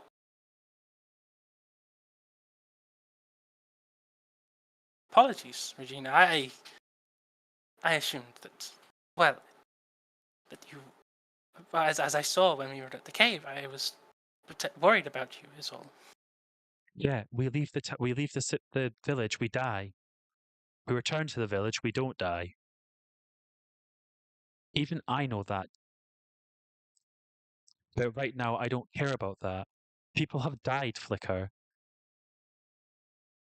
Yes, and I didn't want you to be another one of them. That's why I came up here to check on you. If it's all good with you, I just need some space. Of course. Of course, I will go and leave you to your meditations. Thank you. And she bolts off. She flies off. Did I detect any magic, though? Nothing. Possibly like from trinkets that she may have that I don't yet that I've not yet made up. Yeah.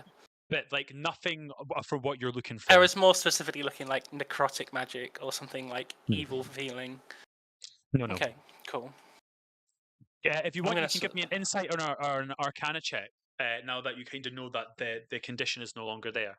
Yeah, I'll do arcana because I actually have pluses in that. Sorry, I just need to after seeing Umut's message. It's Grace Lightning. Sorry. I rolled a 14 arcana. I'm going to say with a 14 that you, from the way that this is going on, you can kind of deduce with your like your knowledge from knowing magic and that it seems that the curse is if the way the curse affects if they leave the village for too long, they will start to decompose. But if they return to the village, the curse won't affect them. Yeah, that's what I was assuming. Okay. Okay. In that case, that is how Flicker has deduced this. I would say whether that's Yeah. true or not. yeah. But that is your logical. Yeah, I think with that, like Assumption. Flicker will head back down to the crew. Yeah. Flicker heads back down. And while Flicker's off doing that, Ayla, Valder, do you say anything to the village elder? I should have been thinking. I've not. I've just been. I've just been watching your wonderful performances. I don't think. I think Isla is more convinced that there is some level of grief happening, and while she doesn't disbelieve Valda and what he said about her realm, but she maybe thinks there's a level of like a lot's happened and none of us are very rested, and maybe we're seeing things that we're not actually seeing necessarily, or making things out to be worse than they are. Do you know what I mean? Because I think she's at a level where she just is like, I'm so tired, and I can't process this. So surely nobody else is processing at this point either, and like. So she's more convinced this is grief and is kind of accepted and kind of very quickly moved out of this room. It's like, okay, I'll talk to Regina tomorrow or whenever she's ready, and is just kind of she's not walking very quickly, but she's definitely making her way back towards a cabin. The elder kind of like stops you for a second and like asks as you walk in, he's like, Ayla, Valda, please. Where is your friend Flicker? I have something I wish to discuss with you before you retire for the night. I genuinely do you know where they are? They're just running a quick errand. I'm sure they'll be along soon. Okay. I don't know where they went, so as you're waiting for Flicker to return, there's that kind of like awkward silence for a while. Do you know, like, and then like the elder's just kind of like doing. I don't know if you can hear it. Like, no, can I hear a thing? like, do you know, like when you like kind of put your nails on like the woods, and you can like it's like your nails hitting your nails against it like one after another. Yeah. He's just kind of like doing that, and he's like, so you're fine with what just happened there? yeah, I mean, obviously me and Regina had time to discuss briefly. She has found out that young Finnegan passed away, unfortunately, right after being rescued. I believe she is going through a lot right now, which is understandable. And she may need time to process this. And I believe if not to sound rash, but if you maybe had just given her the space she required, maybe it wouldn't have happened. As he like kind of puts his hands up like that, like not trying to cause trouble, but you know.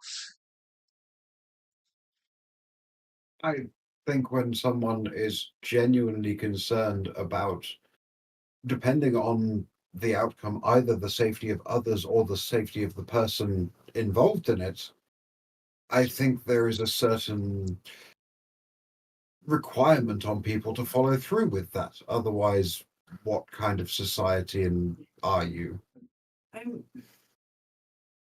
She is going through a lot. I'm not questioning that. What I'm questioning is whether what she is going through is purely grief, or if there is something else at work here which may put either her or everybody here in danger. With all due respect, Valder, please let the concerns of my daughter lie with myself. I wish her to rest before any questions may be asked. She needs to process. If you stick a needle into a balloon, it will pop. You know? With all due respect, Elder, he didn't stick a needle in a balloon.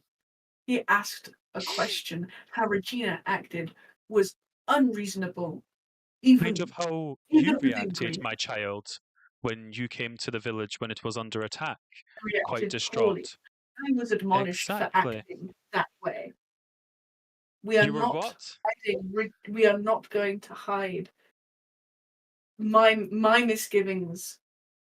We're not going to use that to cover up the fact that Regina acted poorly. We don't go swinging axes at But people's heads You for should asking understand questions. the way the question was asked, and at the time the question was asked, was inappropriate, child. Valda is abrasive. I give you that. That is beyond a doubt. He is not the most personable of beings I have encountered in my time. That does not give Regina need to act that way. And seeing as when we You entered, shut up. he was looking at the bandages when we came in. It would have been no effort to just move them again. Whilst Regina acted poorly, The elder kind of like grabs his staff out of his nest and he bangs it on the floor. A massive white light like erupts as his voice changed from like a frail old man to like this booming as a scream rattles through both your heads as he screams. My head turns real slowly, and I think I was getting a bit pissed off here because I am the daughter of a goddess, and I will not be talked to that way. Yes. Oh. Okay. Give me a wisdom saving throw, please. Not a wisdom check. Yep. Oh, I got an 8, so it wasn't great, but I'm standing firm on it. Well, he rolled a 16 intimidation. I mean, he can So intimidate me all he likes, but she's not. She can be scared, but she can do things scared. So yeah, you hear that booming voice kind of go through where he screams enough, and he says, "I will not stand for this any longer. My child has been through a lot at the moment, and she requires rest. This interrogation can wait for another day. I understand your feelings, but frankly, right now, they are not welcome. You are both dismissed." Stands very still and is very contained, but she will finish her sentence. No, he turns away and walks away from you. He can walk away. I'm saying it. Whilst he is flown away. He's already left. Oh, I'm so pissed. Gone. I'm breaking something. I am very deliberately breaking something in this room. In fact, maybe everything. Okay, give me a perception check to see what's breakable, I guess. Yeah. 23.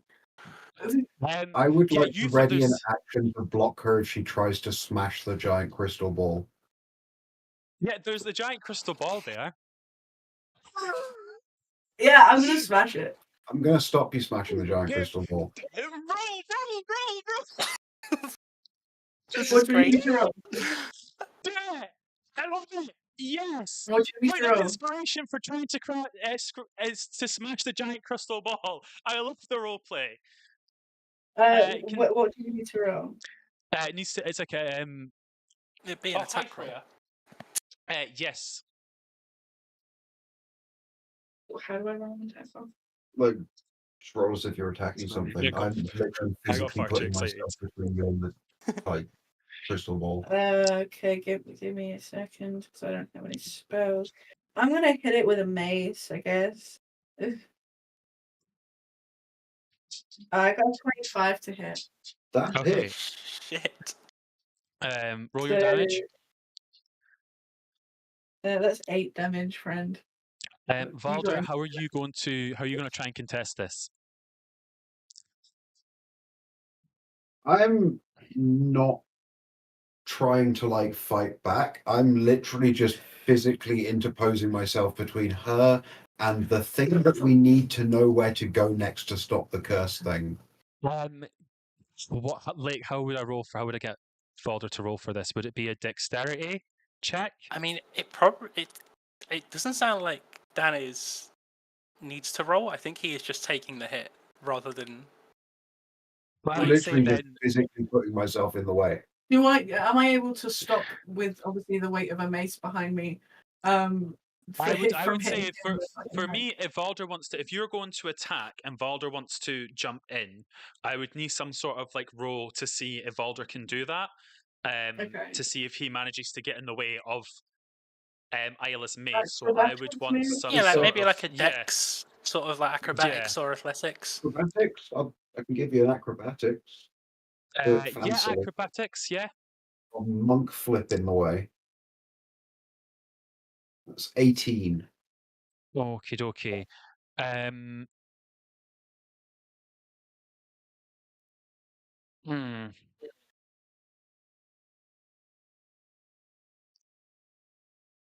Like, I am happy to take the damage. I am literally Give just me. physically throwing myself in the way. I'm going to do a roll now. Okay. Because I'm just trying to think, because I either rolled a 25 to hit, Valder rolled an 18 to, but I don't really know how to set the DC for this. So give me 2 seconds. This is interesting.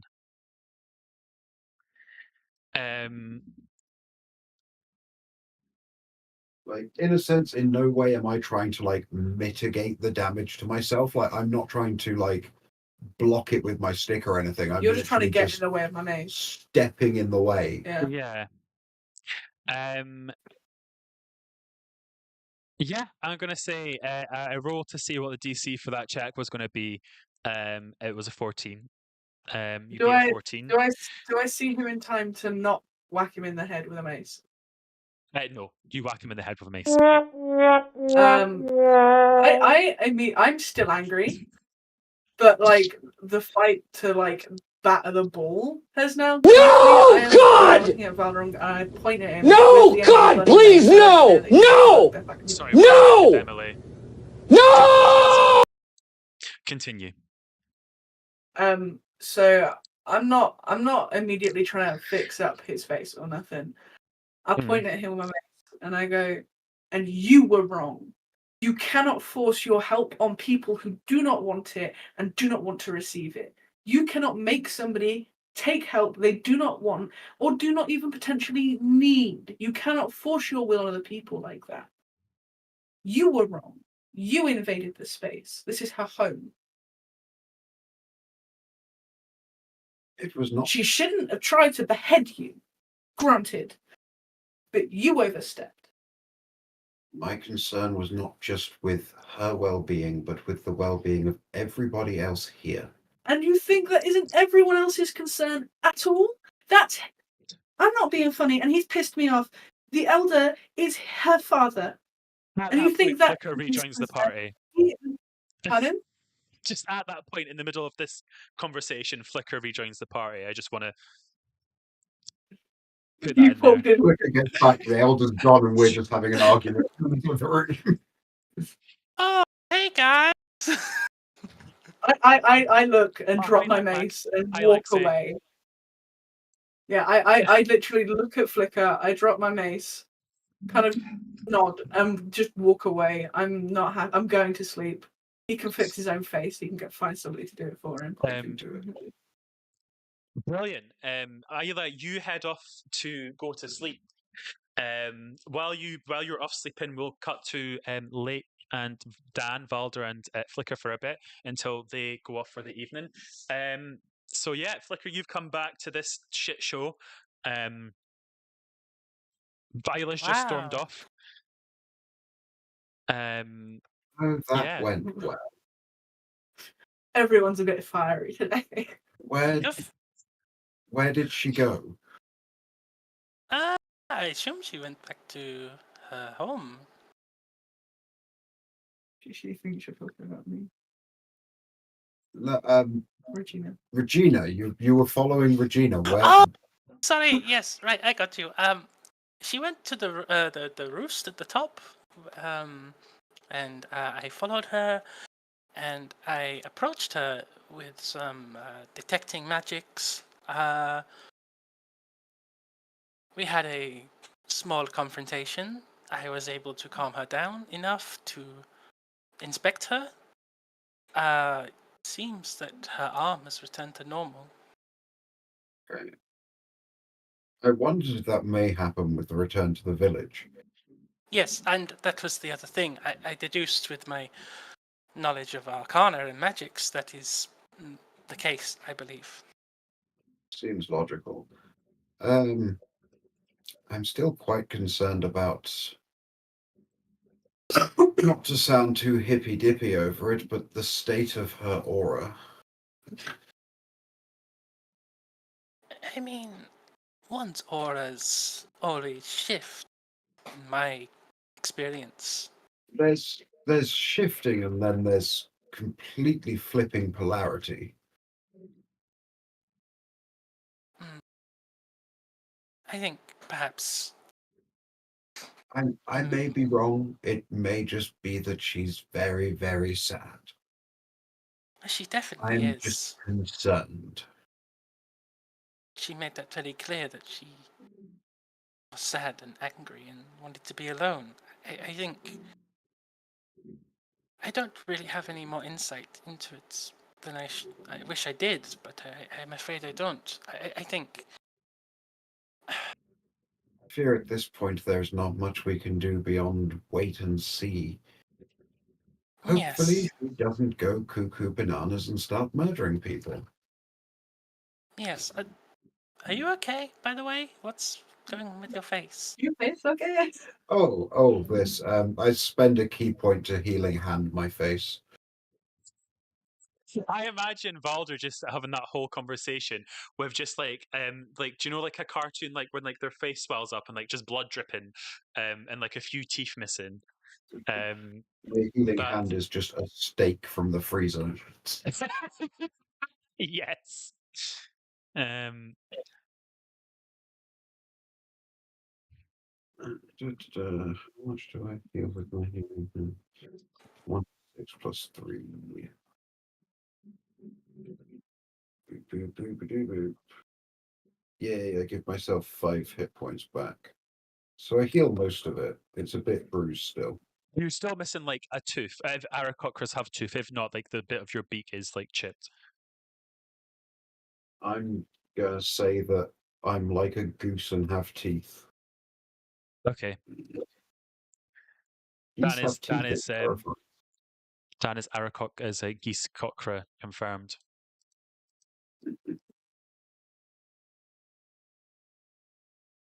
Geese are the ultimate agents of chaos. Brilliant. Well, how do you? Are you? Is that you done? Are you heading?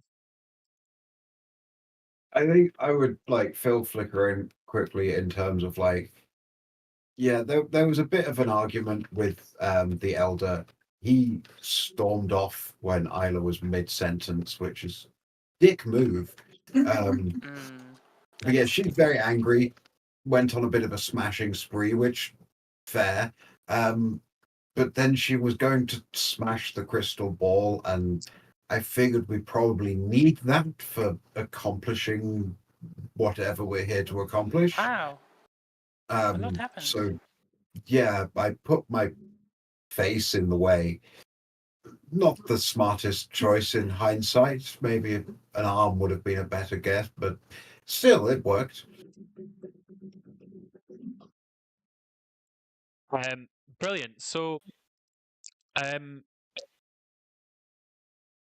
is there anything that happens you think as you're heading back to your bed, back to your thing, just while these two are chatting?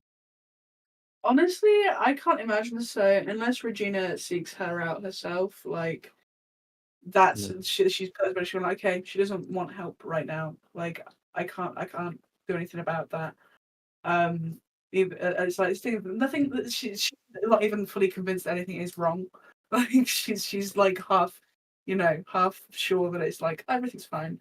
But yeah, she's literally very angry, just storming home, ready to sleep. She is not thinking about anything else or paying attention to much else. Brilliant. Lake and Valder. Continue. That sounds like a lot just happened in that short time. Because Yeah. anger moves fast. All very hectic. Yes. That I like. That was very profound. Anger moves fast. You-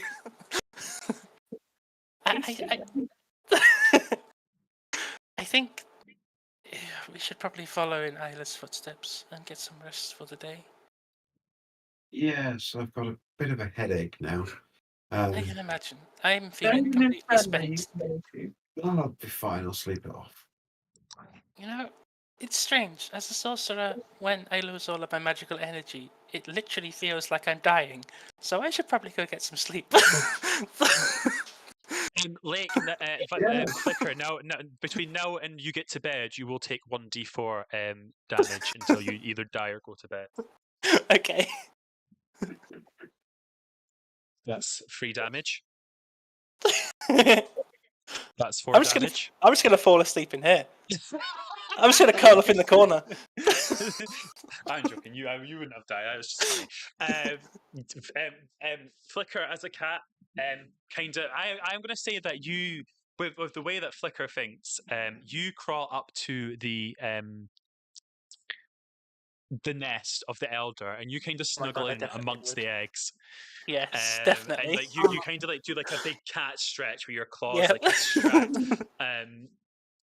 And you start like, and you like get all curled up and comfy, and start like kneading the hay, Yep. getting it like all like cushioned. Valder, what would you like to do? I'm gonna stand there looking at the nest of eggs and stuff, and briefly contemplate the fact that no one is currently incubating them, and then decide that's not my problem, and fly back to the hut that we were like crashing in and go to bed. Fine, Flicker's incubating them. Brilliant. You all go to sleep that night. Flicker, your Oh. dreams are quite soft, very pleasant. You dream of like the times you've spent with Morgano and being raised by Morgano. There's flashbacks of like Morgano casting Fireball and you trying to copy the spell but failing and like slowly learning to harness your magic with the help of this very powerful wizard.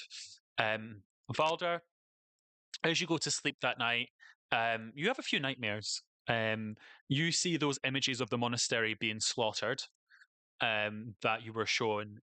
You get like flashbacks to the cave where you saw your parents, and obviously, and you start to remember obviously that you never knew your parents. And then you kind of like, you know, like Bruce from Finding Nemo. Oh, I never knew my father. You kind of. Standard trauma dreams. Yeah, standard trauma dreams. Isla, during your sleep that night, you dream that you are caught up in a tornado. That you have no control over this tornado. You are swirling around it, being engulfed with it, being pushed in, pushed out, lightning thrown through it, chaos incarnate.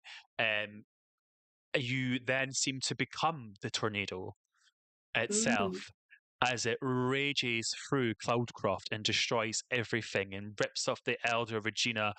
And then as the storm goes on, the crystal ball of the Elder shatters before you as light screeches and escapes from it. And then you see what seems to be a disappointed image of your mother. And as you wake up that morning, you can not speak. Oh, No, you try, but no, damn. no This words is all leave internal your monologue now. no words leave your lips.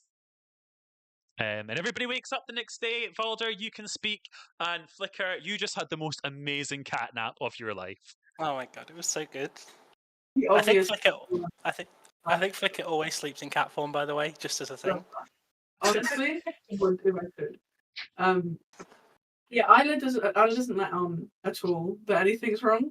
I think for first and foremost, she's just gonna seem like she's giving everyone the cold shoulder. Okay, that's the energy she's giving. But whilst she's giving that energy, she is doing some sort of like insight, like trying to figure out what's happened.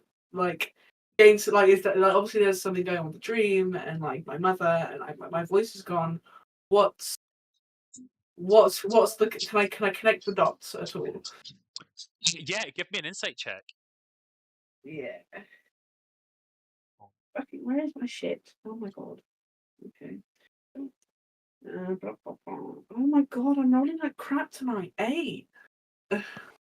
I'm going to say that if you maybe go and meditate on the top of the temple, you can roll that again, but with advantage. So Yeah. you can roll a fresh one with advantage, but obviously you need to get to that point and do your meditation and stuff. Yeah, I think until she goes over, because she's not going to try and rush off to do any of that.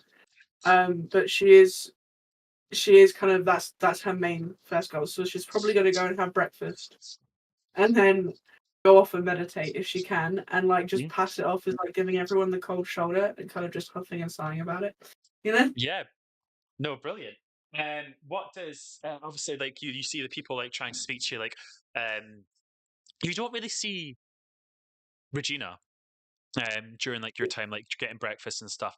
But like all the people like trying to speak to like Alara's like, oh, good morning, sweetie. How are you doing? Oh, I hadn't considered this as a prospect. She immediately puts down her bowl and leaves. She's just like, I can't do this right now. Where are you going? Oh, have I done She's something like, to upset she her? kind of waves as Oh. she leaves. She's like, no, I've got to go deal with something first. Sort of energy. Oh, Do you know what I mean? Like, bye, my dear. Bye. yeah. Oh, I hope she's okay. I hope I've not upset her. Give me an insight check. Poor Lara. Ooh, that's nice. A dirty 20. Well, Lara thinks that you have, like, she has gravely offended you as you walk away without saying anything. Yeah, I did smile. I was trying to give like good energy, you know. She still Sorry. thinks that she has gravely upset you somehow. No, I'll come back and fix that later when I have a voice. You know. Flicker. You wake up, you do your little cat nap stretches. You're like needing. What are you gonna do? I'm gonna wait for the elder to come back down. Like, I just move out of his perch, obviously, but I'm gonna wait for him to come back down. No, you wake up with a big white bottom on you. He didn't notice. A kind of hand reaches underneath its bottom and picks you up and puts you down and says, you're awake, child. Yes, because of course you sit on children. Sorry, I was keeping the eggs warm for you.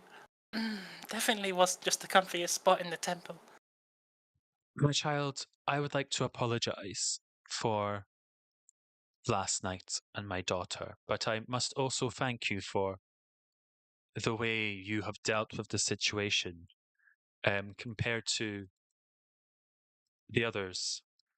I understand tensions are high, but I have something I would like to give you, if that is okay, Flicker. Oh. Stick! No, I'm joking, sorry. I can't say no to an elder like you. You see he picks up his crystal ball and he kind of starts to like change shape. Like it turns from like a crystal ball into like this kind of goo. And like a small part of the crystal ball detaches from it. As the crystal ball then retains form, and this small part of the crystal ball is like a pearl-sized crystal ball. As he then puts it on like a round necklace and puts it around your neck. Flicker, I bestow upon you the boon of arcane surge. the description I've got here is the elder gifts Flicker a small crystal infused with ancient magic, which glows faintly with arcane energy. Once per day, Flicker can call upon the boon to enhance their magical prowess. Flicker can cast one spell they know at a higher level than they normally can without expending a higher spell slot. For example, they could cast a third level spell using a second level spell slot per day. Ooh, that's really cool. Oh, a very gracious gift. Thank you, Elder. I would also like to apologize for the way I've acted. In terms of not necessarily jumping on the bandwagon of the faith here. I'm not saying that I've changed my view, but I do think that I have been disrespectful, and that is not fair on you and your people. He ruffles your head and gives like a big old man smile. And with like he's got like he kind of squints his eyes as he's smiling with little crow's feet, and he looks to you and he says, "Everybody, there are many gods in this world, young Flicker. We serve but one. I say serve. We worship but one. The Wind Mother guides us, but is not absolute. You do not need to follow her teachings. You do not need to respect her teachings. You need to you believe you find your own path in life and follow what you feel is true. We do not hold resentment towards you. If the kindred of this place do know nothing else but this place, so they do have a high respect for the people. But you have shown great courage, charisma, uniqueness, nerve, and talent. I am serving cunt, it's true. And I cannot thank you enough for your heroic deeds upon this floating island, miles away from your home. Use your boon wisely, and I hope it may guide you upon your journey. I very much appreciate that, Elder. If I may, I would like to extend help. Feel free to bat it away, of course. But I saw what happened to your daughter out there. I saw the curse taking its effect. And Yes. if you need a scholarly insight, I know of magics. My teacher Morgano, he taught me much of the way of Arcana. Perhaps there's a way that we can prevent, in this short period, your people and you from being stuck here in Cloudcroft. Give me an insight check. 11.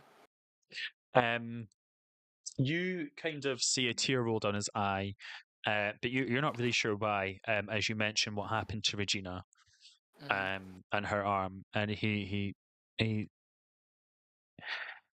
unfortunately, this isn't magic, young Flicker. It's not from the arcane, but from a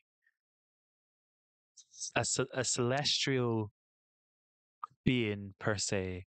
Tis not magic but a curse. And there is yet but one way to break the curse. The curse must be slain and the world must be reunited. If we leave Cloudcroft, we turn to dust. How do I know this? Well, my beautiful wife didn't believe that she could find a way to break free of the curse. And I had to watch as her very life slipped away from us. As I watched her leave and slowly turn to ash, and I couldn't do anything. I truly am sorry. I know what it's like to have lost that deep. Hi, I Shan. promise you, Elder, that we will destroy this curse. For the good of your people, if nothing else. He gives you a big hug.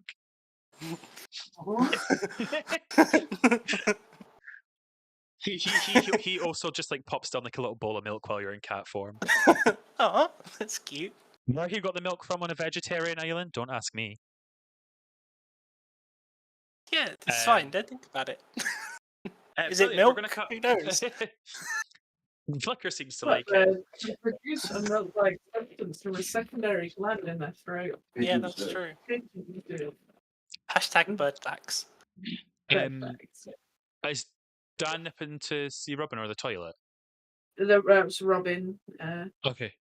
I was going to flick to Valder then, but we'll go back to Isla then for the time being. We'll say you're meditating on the perch now, if you like, at the very top of the middle tower. Do you want to give that you want to give me that roll, that insight roll? Hi again, Nat Mac.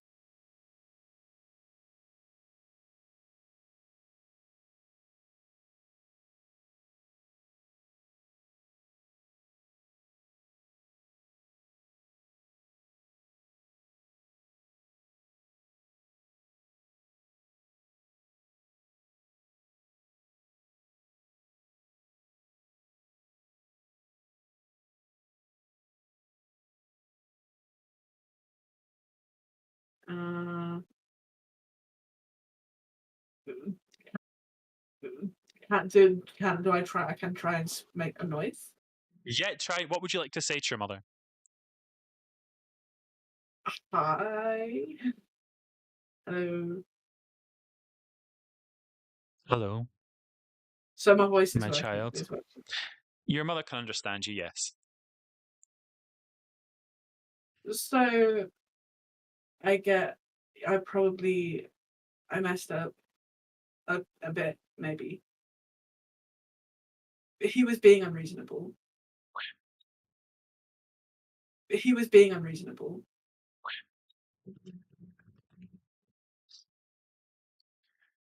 Sorry, 2 seconds, Emily, just because apparently the stream ended, but I think... Is it still ended, Blake? It's loading. It's taking a while to load.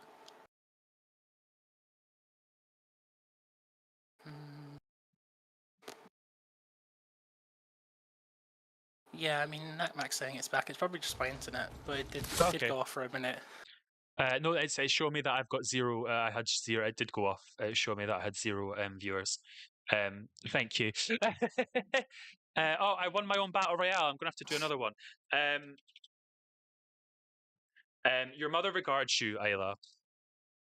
That's not how to spell battle royale.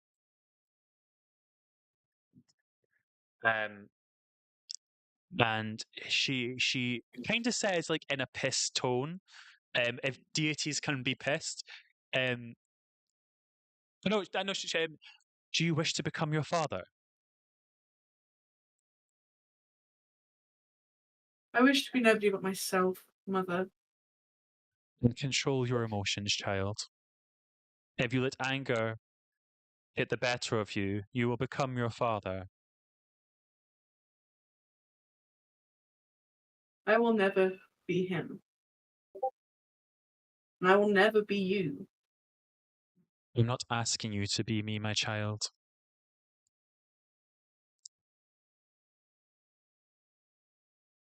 But you can't bake crystal balls because you're mad.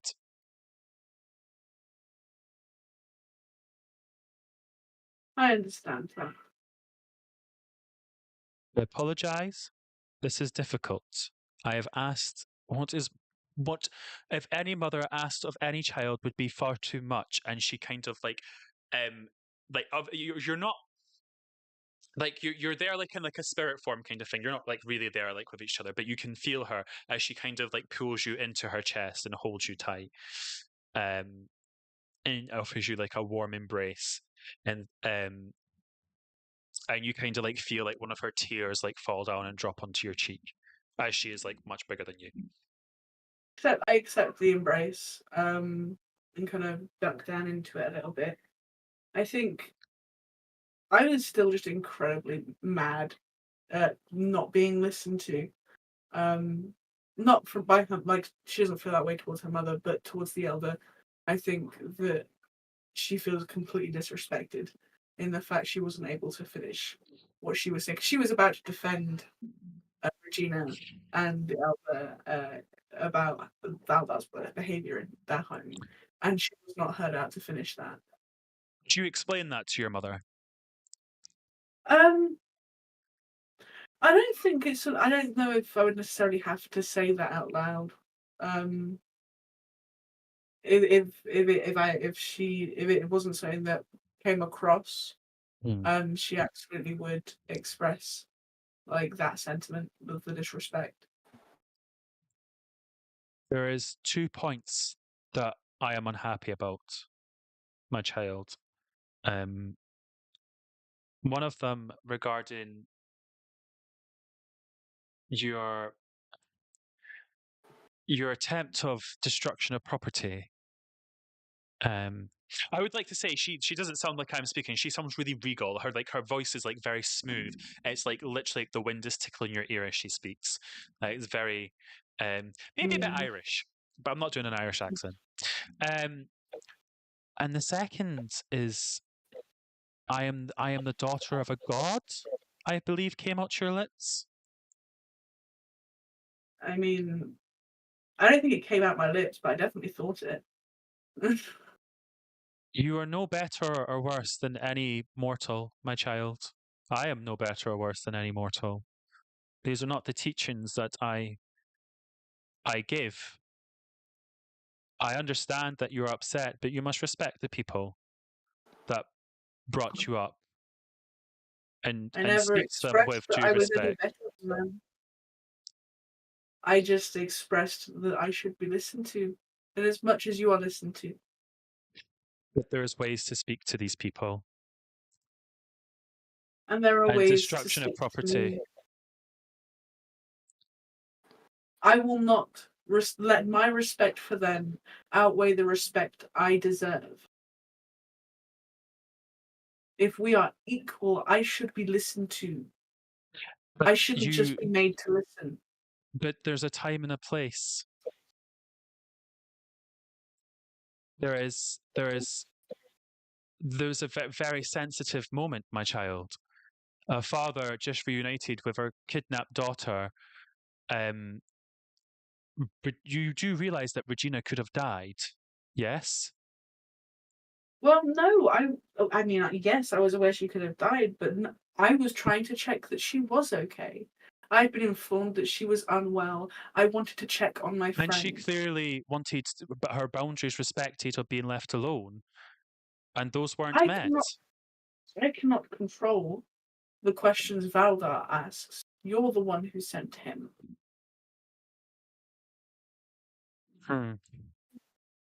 I came and asked the questions and he escalated.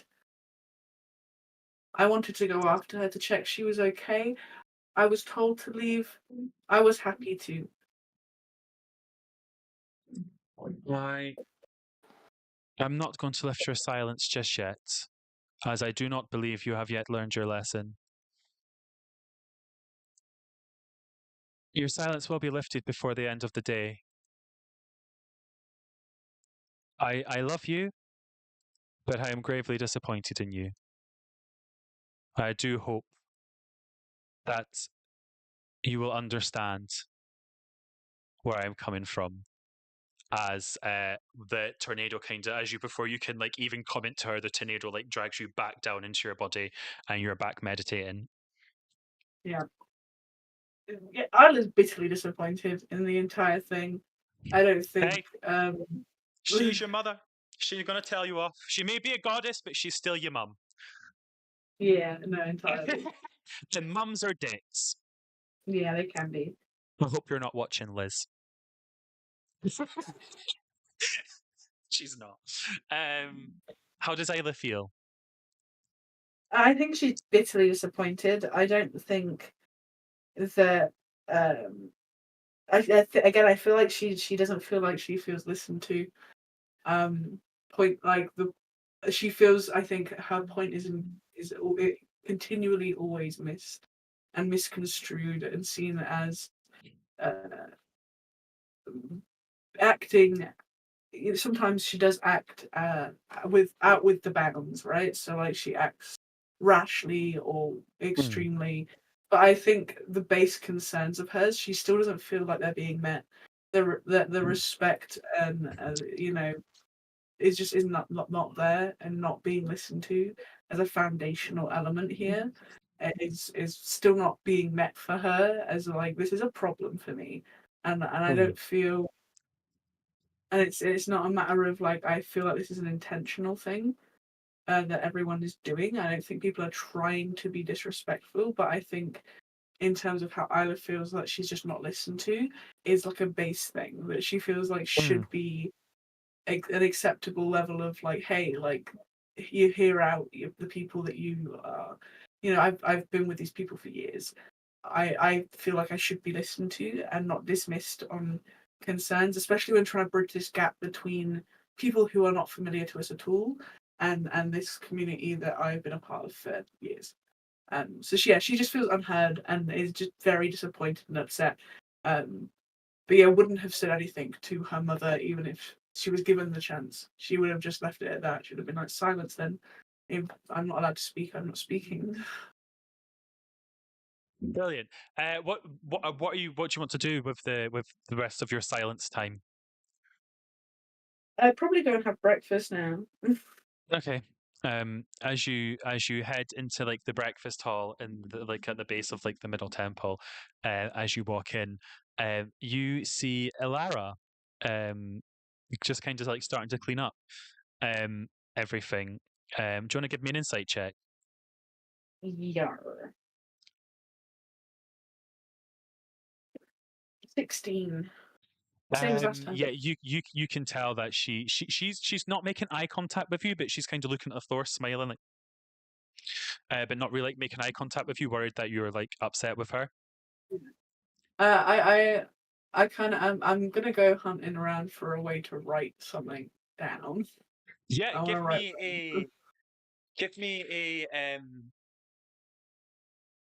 me a perception check. Flicker, do you join do you come down to for breakfast at this point? Yeah, I think after my conversation with the elder, I would like walk out, kind of pleased with myself almost, and head down to the breakfast hall, food hall. I got a 4. You don't see anything that like there's like nothing like you can put your hand up to. You think maybe I could use my porridge to write something out. On the tables. But Flicker, you see Isla, do you go up and say hello? Yeah. Hey. I say hi, but obviously no words happen. Like I look up, make eye contact, and like go hi, but like no words are happening. Have you eaten? Do you want me to get some food? I point at the porridge that I've got. I'm like, I'm good. Like, Right. I'm literally just talking. I'm like, I'm good. I've lost my voice, and like hope you can understand that without words. Can I try and like insight that and be like try and work out what she's trying to say? Isla, how are you trying to? Are you just mouthing, or are you like how? I'm just like, I am using my voice as if as if it's gonna make sound. So like all of the mouth things are doing the mouth things. It should just look like I'm saying those words. I am gesturing to like stuff like the porridge and like my voice. Yeah. Give me an insight check, Lake. I'm going to give it a DC 15 if. I'm not going to make that, but we'll try. I rolled a 7. You don't know that she's you know that she's not really speaking, but you don't know necessarily that she's lost her voice. I think that like two thoughts would run through Flicker's mind. Either Isla is ill and has lost her voice in that way, or Isla is... Because I think that Flicker is smart enough to realise that there's a religious element here in this society, that there would be some sort of penance happening. He doesn't necessarily think it's mystical. Hmm. Like a vow of silence. Do sort of you thing. maybe want Yeah. to ask? Do you maybe want to ask some of the other village people if they know anything about something like this? Yeah, sure. Yeah. I'll go over to Ilara. Yeah. Oh, Flicker, how are you this morning? Yeah, I'm okay. I'm a little worried about Isla. Oh, She what's wrong with seems her? she seems not to be able to speak. Oh, that makes sense, dear. I thought she was mad at me. I thought I'd upset her, bless. Oh, she kind of looks over to Isla. Isla, my dear, come over here. I walk over with my porridge, and I'm still eating my porridge because I'm like, oh, I mean, my mum's done this to me, so I don't think there's anything anyone can do about it. You know? What's up with Flicker? What appears to be the issue? I do the same gesturing to my throat. I mean, like my voice is gone. Oh, my dear. Oh, say for me. She pulls out like one of those wooden and she like puts the thing down. Oh, I see. You don't have any swelling, my dear. Let me check your temperature. Bend over. No, she puts a little. She feels your forehead. She's like, "You're a bit cold, but you are made of wind, aren't you? So that could be that." Yeah, it's probably that. Flicker, do you have any? Do you know what's going on? I don't want to speak of anybody else's business, but the tensions were high yesterday, and I wonder if there is some sort of religious meaning to this. What form are you in, Flicker, right now? I'm still in the cat form, still in Felton. Okay, so I go to your side and start like writing out letters on the side of your fur so you can feel the shape. And it's the best way I can think Here's to the thing. spell out. Flicker will definitely have scroll and parchment like in their pack. Oh. So I'm just gonna pull that out I want to write, so and just hand it to you. and I just go, my mum is mad at me. She's taken my voice. I don't know when I'm getting it back. I guess when I apologize, maybe. And then hand it over. I read it. Ilara, do you read it out loud? No, I wouldn't. I would just sort Okay. of keep it to myself, and a little like wry smile would cross my face. And I'd just go, "Well, that's a little petty, isn't it?" What seems to be the matter? Yeah, I'm like, yeah, you show her, it's fine. Yeah, I will show her. Oh dear, I'm terribly sorry. I do just want to say this isn't something that the Wind Mother would do to us. This seems to be a mother-daughter kind of situation going on here. The Wind Mother wouldn't punish her followers, but her own daughter, if she requires a spanking, I believe she is in her. I don't know what's happened. I don't know if she's right. I'm not saying she is. I'm just saying that if a mother requires to spank their child, they are well within their right to do so. Isla gives this the softest of eye rolls. She's not really mad at that. Look, I don't know what's happened, my dear. I don't know if you're in the right or if your mother's in the right. I don't know what's going on. I don't know how to get your voice back. I do wish you. I try and shake. I'm like shaking my head and like holding my hands up. Like, no, it's fine. Like, don't worry about it. Don't worry about it. I'll get it. It'll be fine. I do kind of wish you had your voice though, because I did have a little small favor I wanted to ask you. We've got a bit of an issue, you see. we've got quite a few of our people still quite ill and not recovering quite well from the Kobold attack, you see. Yeah. I was going to ask you if you might be able to go to the woods just at the edge of town. I would go myself because it's so close to the edge.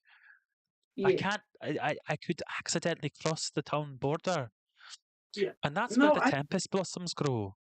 And you see, we need the seeds from the Tempest Blossoms to make a potent medicine to help the elderly. Isla immediately gives you a thumbs up, like she's preempting that. Okay, yeah, I can go and get the blossoms. Not a problem. And she takes your hand. She says, "Oh, my dear, you know, once you've got your voice back, if you want to come to Lara and you want to talk, I'll always listen to you, my dear. Okay?" And she kind of puts her hand like on your face, and like kind of rubs your cheek. It's like, may the Wind Mother guide us as she as she goes back to like clearing up the mess hall. Yeah, no, Unless you want to ask her any appreciate her questions. sentiment.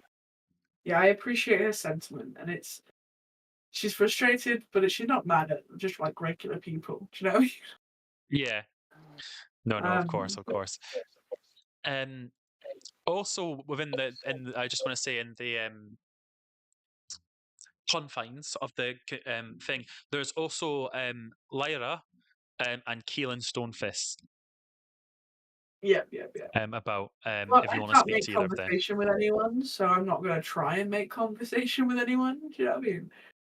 So it's really up to. I kind of shrug at Flicker and I continue eating my porridge.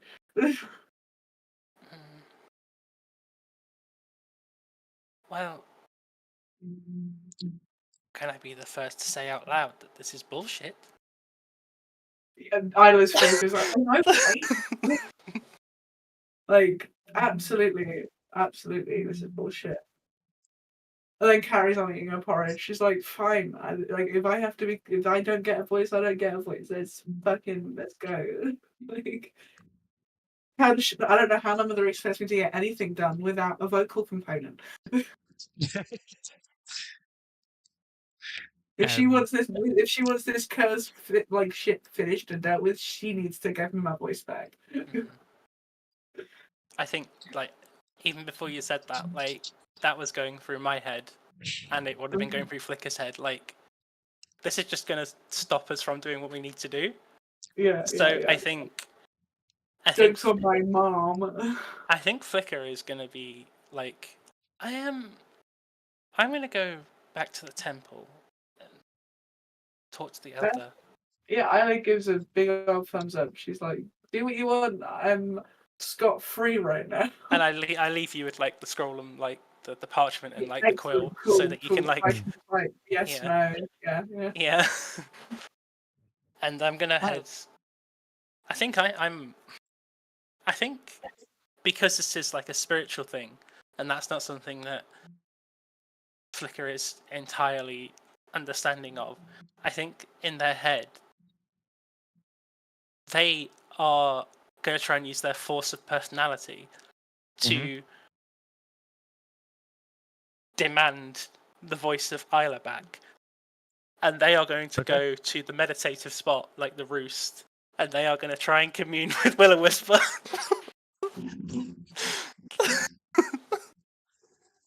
Okay, go for it. You head up to the top of the temple. Are you still in cat form? Yeah. I imagine for some reason you're in little yoga panties and like a kind of maybe like a little like cry Yeah, outfit or something. Like they do wear like little like in like a little like a baggy sort of leathers in this form. So yeah, and like a little hood. This is brilliant. I love this. Brilliant. And yeah, you meditate and you want to try and commune with Will-O-Wisper. Yeah. Brilliant. Give me, and you're going to use your force of personality. Give me a charisma roll. Yeah. That is a 21. I'm going to say I actually said in my head that the DC would be 28. I'm going to say of a 21. You sit there, you meditate for, I'm going to say like it gets to like about noon of steady meditation. And a gust of wind, you start feeling like the winds kind of pick up the longer you're meditating. And as they start kind of picking up faster and faster and faster, you are engulfed in a tornado as your spirit rises through the top. And you are on a cloud with a fair maiden, the Wind Mother Willy Whisper. Oh, I think Flicker Spirit is their like form, their like natural true form as form. well. Yeah, yeah. So like, it's probably pretty horrific to look at, but you know, we move. Hello, Flicker. Oh, I understand you wish to speak with me. I didn't expect this to work. Sorry, this is a lot. Hello. Oh, godliness. Willow Whisper is fine, my child. Willow Whisper. Right, yes, Your Honor. Willow Whisper. No, I may be a god, but I am not less and I am not more. Right. Yes. Okay. I like that. That's good. Right. Willow Whisper. I'm Flicker. You already know that. So here's the thing. I noticed that Isla wasn't speaking, and I don't know anything about parental and child relationships, really. I don't have parents, but it's my child. You do have a parent. Yes, I mean I have Morgano. He was rather strict at times, but that's just his way. And he loves you as you are his own. And you love him as a father, no? Suppose. I see him more as a mentor than a father, but maybe that's my own fault. He sees you as a child. He cares deeply about you. I care deeply about him. She reaches out her hand, and you feel a gust of wind come towards you, but like not like a strong gust, like a gentle breeze, and you feel all of a sudden Morgano's hand in your hand, and you get like this overwhelming sense of like home after like these past few weeks like on this island. I think as much as Flicker doesn't necessarily like where they live, like Morgano and the tower and where like they were raised is home, and this is the only thing that they really have that's anything of substance. So I think they would probably start crying, which is something that Flicker doesn't really do. This giant woman kneels down and puts her hand on your head. And when I say giant woman, I mean like Steven Universe giant woman. Nice. You see, Hot.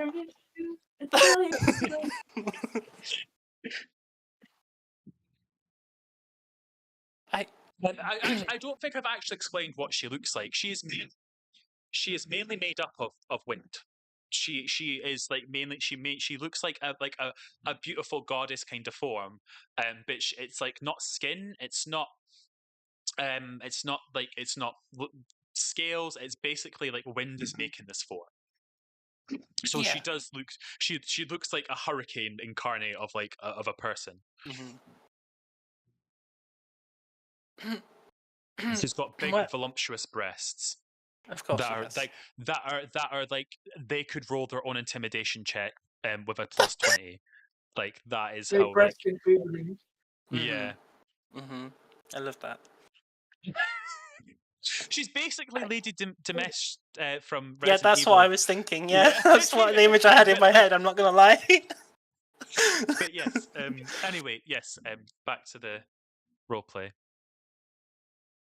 I think if Willow Whisper would like indulge like a moment for me to sort of gather my emotions, I would sort of come back and be like, "Thank you for that. I think I needed that.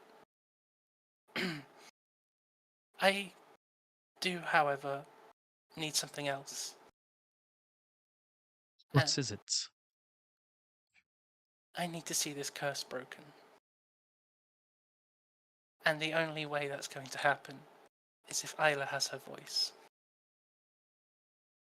Isla will get her voice back. But I need to teach her a valuable lesson. She needs to help. She kind of like does a big sigh, but like with that big kind of like almost defeated sigh, it's almost as if it, like you basically grab onto like some sort of like cloud, and like your legs have picked up the sigh as like a hurricane almost, but not like in a destructive form. It's just very powerful, and you kind of like your feet land back on the ground. She turns to you and says, "You may not approve of my methods." And she will get her voice back before the day is out. But her emotions have become quite erratic. And I do not wish for her to become her father. You see, the reason that this curse has become is due to Isla's father, Willowbane. And a part of me made her, and a part of him made her. As beautiful and caring and... Sorry, I'm trying to think of words.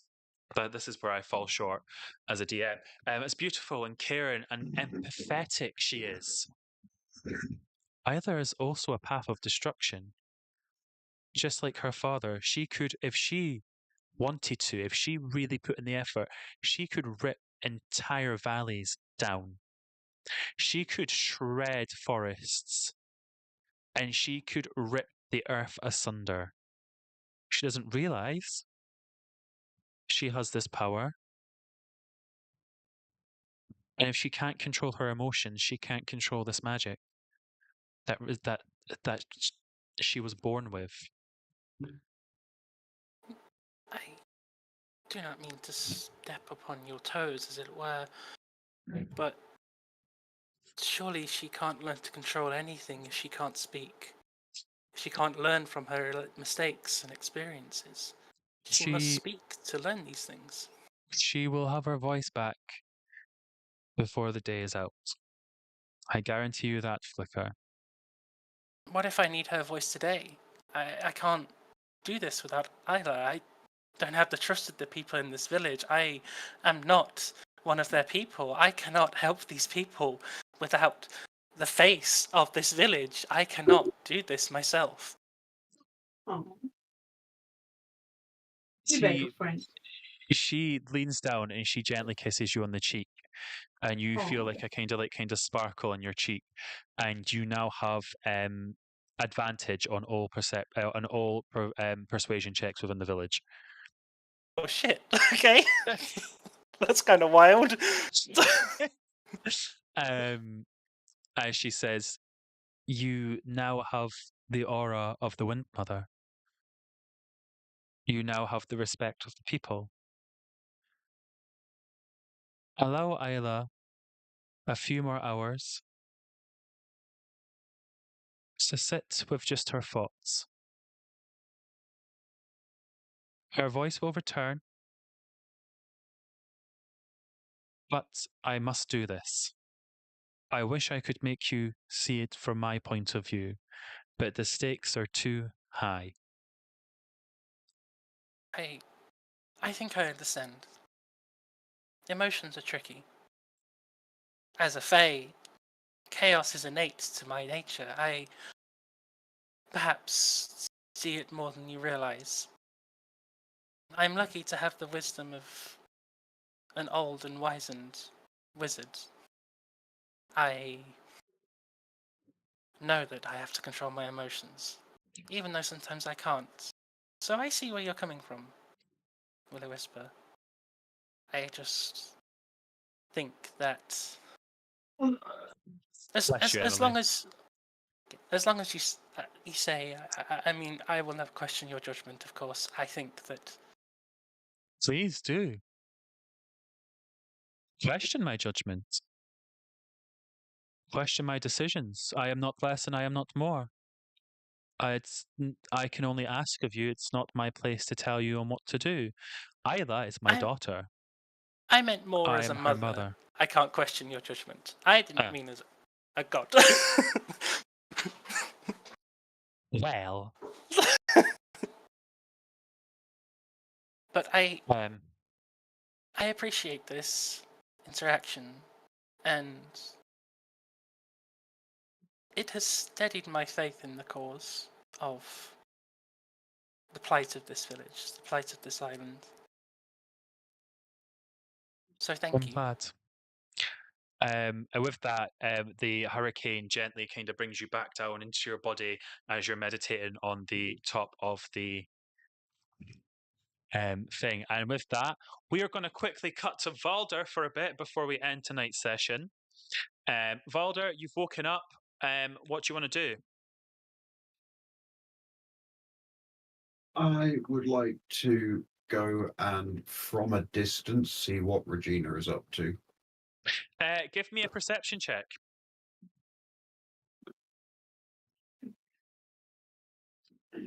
I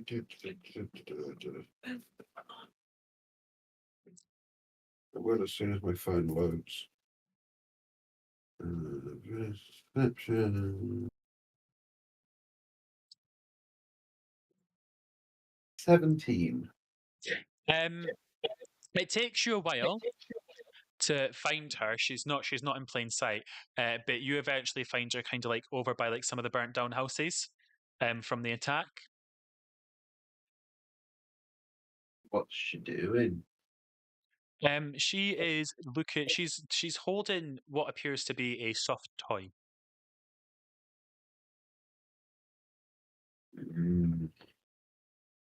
That seems great. Why? It was just such perfect timing. I'm sorry, it made me laugh. That's Flicker. That's not Hamilton. That's Flicker. Yeah.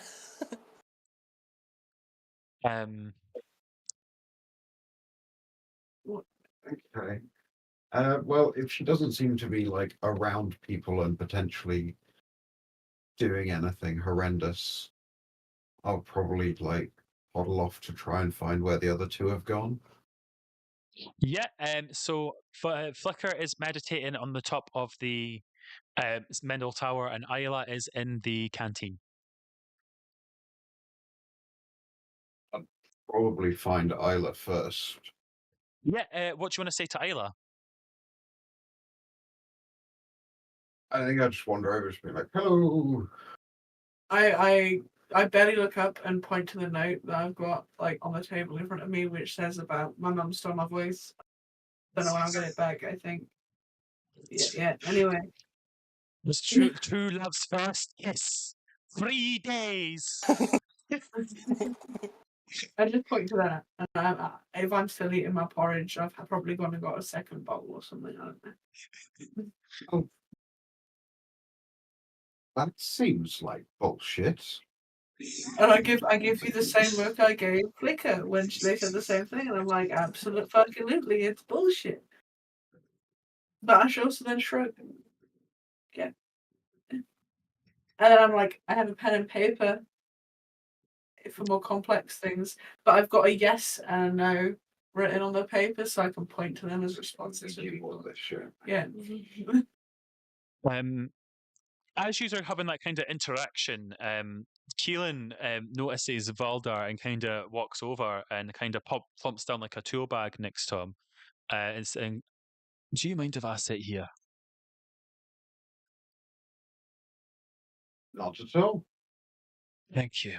And he looks absolutely exhausted. Sorry, I just imagine there's like there's loads of space in here. All of the tables are empty, and he's chosen to sit on the table with the only two people in the canteen. That is exactly what happened.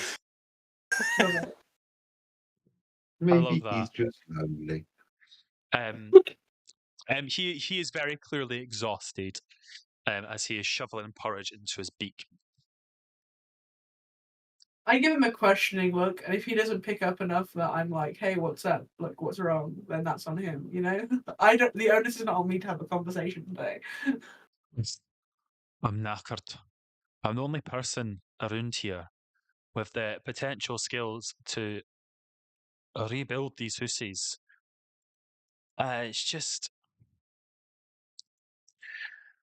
a lot of pressure on a bird. Do you know what I mean? It's a lot to take in. It seems an unsustainable plan to expect you to rebuild all of the buildings. Surely it would make far more sense for you to teach other people how to do it.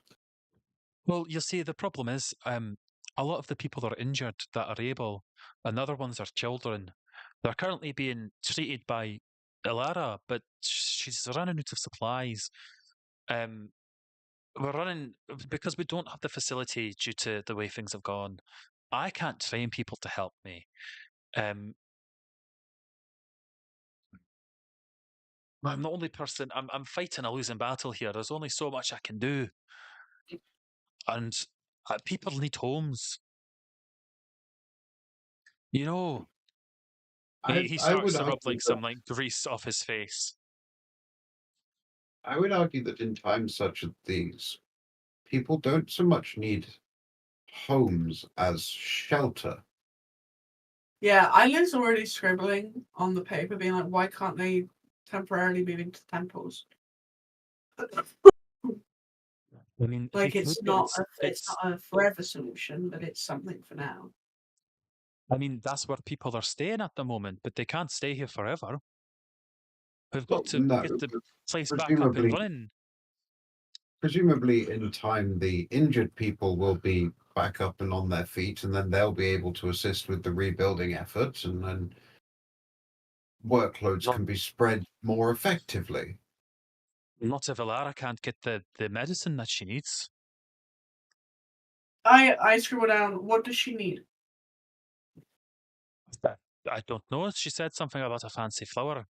I'm not entirely sure. Yes, shit. Medicine goes right over my head. I just need someone that might be able to help me with some debris clearing and some possible rebuilding. Yeah, I immediately scribble down the thing about the blossom that we need to go get for Alara. I'm like, I write down the name of the plant and that we need to get it for Alara. Okay. We'll look into that. I mean, I would also posit that if everything hangs on her getting this medicine, then you may not need to build as many houses anyway. God. I land a solid punch directly on his arm. I'm not trying to properly hurt him, but I am trying to hurt him. I'm just saying, either way, the workload will be lightened. And I give him another punch. Do you punch him in the arm or in the throat? Probably in the arm. I'm not trying to Yeah. punch him in the throat. I got him in the face with a mace yesterday, you know. Feeling a little bit sort of. Brilliant. Keelan kind of gives you both a look and says, "Well, I guess if you're not able to help me, I'll just continue working as hard as I can. You just have a blessed day now." And I scribble down really quick. Like, off. I can go get the cherry blossom if you want to help him with his. If you're fine to do that on your own. What do I know of the area where the cherry blossom is meant to, or this blossom thing is meant to come from? You can try and speak to Alara, a bit. But in the commotion of everything going on, you also. I'm going to say, Flicker, you've probably rejoined at this point as well. You probably came back down to the thing. Lyra is also kind of like running around as well. And you see she's looking a bit hectic, and she spots you all, and she's like, "Oh, are you enjoying your porridge?" Oh, she's supposed to be Southern. I can't do the accent right now. Are you enjoying your porridge? Thumbs up. Brilliant, because it may be the last bowl that you have for a while because we're running short on supplies. No, I need to. I point to the blossom thing, and I'm like trying to. Medicine's not going to feed mouse honey. I completely understand, but no, I someone that's going to help, that might be able to help me run and get some supplies. I can't go hunt. I can't. The crops are dead. We've had the discussion. We might have to start hunting for food. Otherwise, people are going to go hungry. You guys need to get this. Okay. So we need food supplies, we need medicine supplies, and we need manual labor for clearing buildings. Who wants which job? Isn't it weird how there's free jobs and free people? Bum, bum, bum, bum. I'm trying to imagine what skills would be more necessary for what. I've obviously got pretty decent medicine, so going for a medicinal herb would probably a good shout if it was a thing for me, but I don't know if maybe Flicker would do well with that as well. It depends. If it's looking for something, probably not, because my perception is trash. I don't think I've got anything on perception, to be honest. While you are having your discussion as well, Ayla, give me a perception check. Yeah. 17. You see the elder walking towards you. I am ready and waiting to tap on my parchment paper. Good morning. He's not Scottish. What am I doing? Good morning, child. How are you this morning? And he bows to you. Not bows, like he kind of like gives you like a respectful head nod. Yeah, no, I tap to my paper. Like, it's easy. He reads it, and you see for a moment, his eyes kind of go wide. And do you know how like he kind of turns into that kind of young form? He does that again. But he does. You don't hear like any booming voice or anything, but his eyes kind of glow white. And a couple of minutes kind of like go past as this is happening.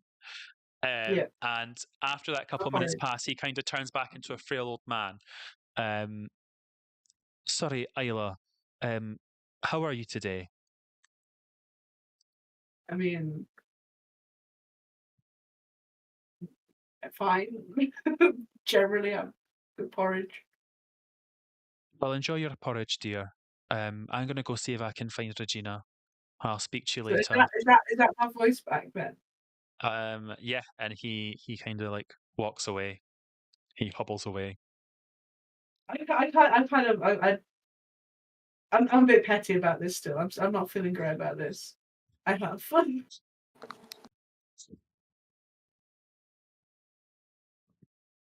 I am grateful that I have my voice back, but I'm not happy about the whole situation. Basically, someone give me an insight check. I'm I'm not going to give it away for free. Oh, I only got an 8, so you know. You have no idea. Nope. I got 14. You're going to be the closest to kind of. I'm going to say actually, you're going to have more of an idea of what's just happened, Flicker, due to what's happened with you. You've got from the way that what's gone on. You think that the elder has somehow just had a conversation with Will-O-Wisper. Mm-hmm. Yeah, that's kind of what I was picking up on anyway. To be fair. But you don't know what the conversation was. You don't know what was said. All you know is that after the conversation, Ayla is able to speak again. I mean, that's all anyone knows at the minute. I don't think Ayla's thinking too hard about it. With that, so you have now got 3 possible assistant quests to do with. You have seen Regina, you've not spoken to her. There is kind of a lot going on, actually. I'm quite surprised that I only had these 3 side quests written down. I have no idea how we got this far in. But with that, we're going to end today's session. I'm going to say goodbye to all you lovely folks that have been watching and supporting. We love you all. Say goodbye, everybody.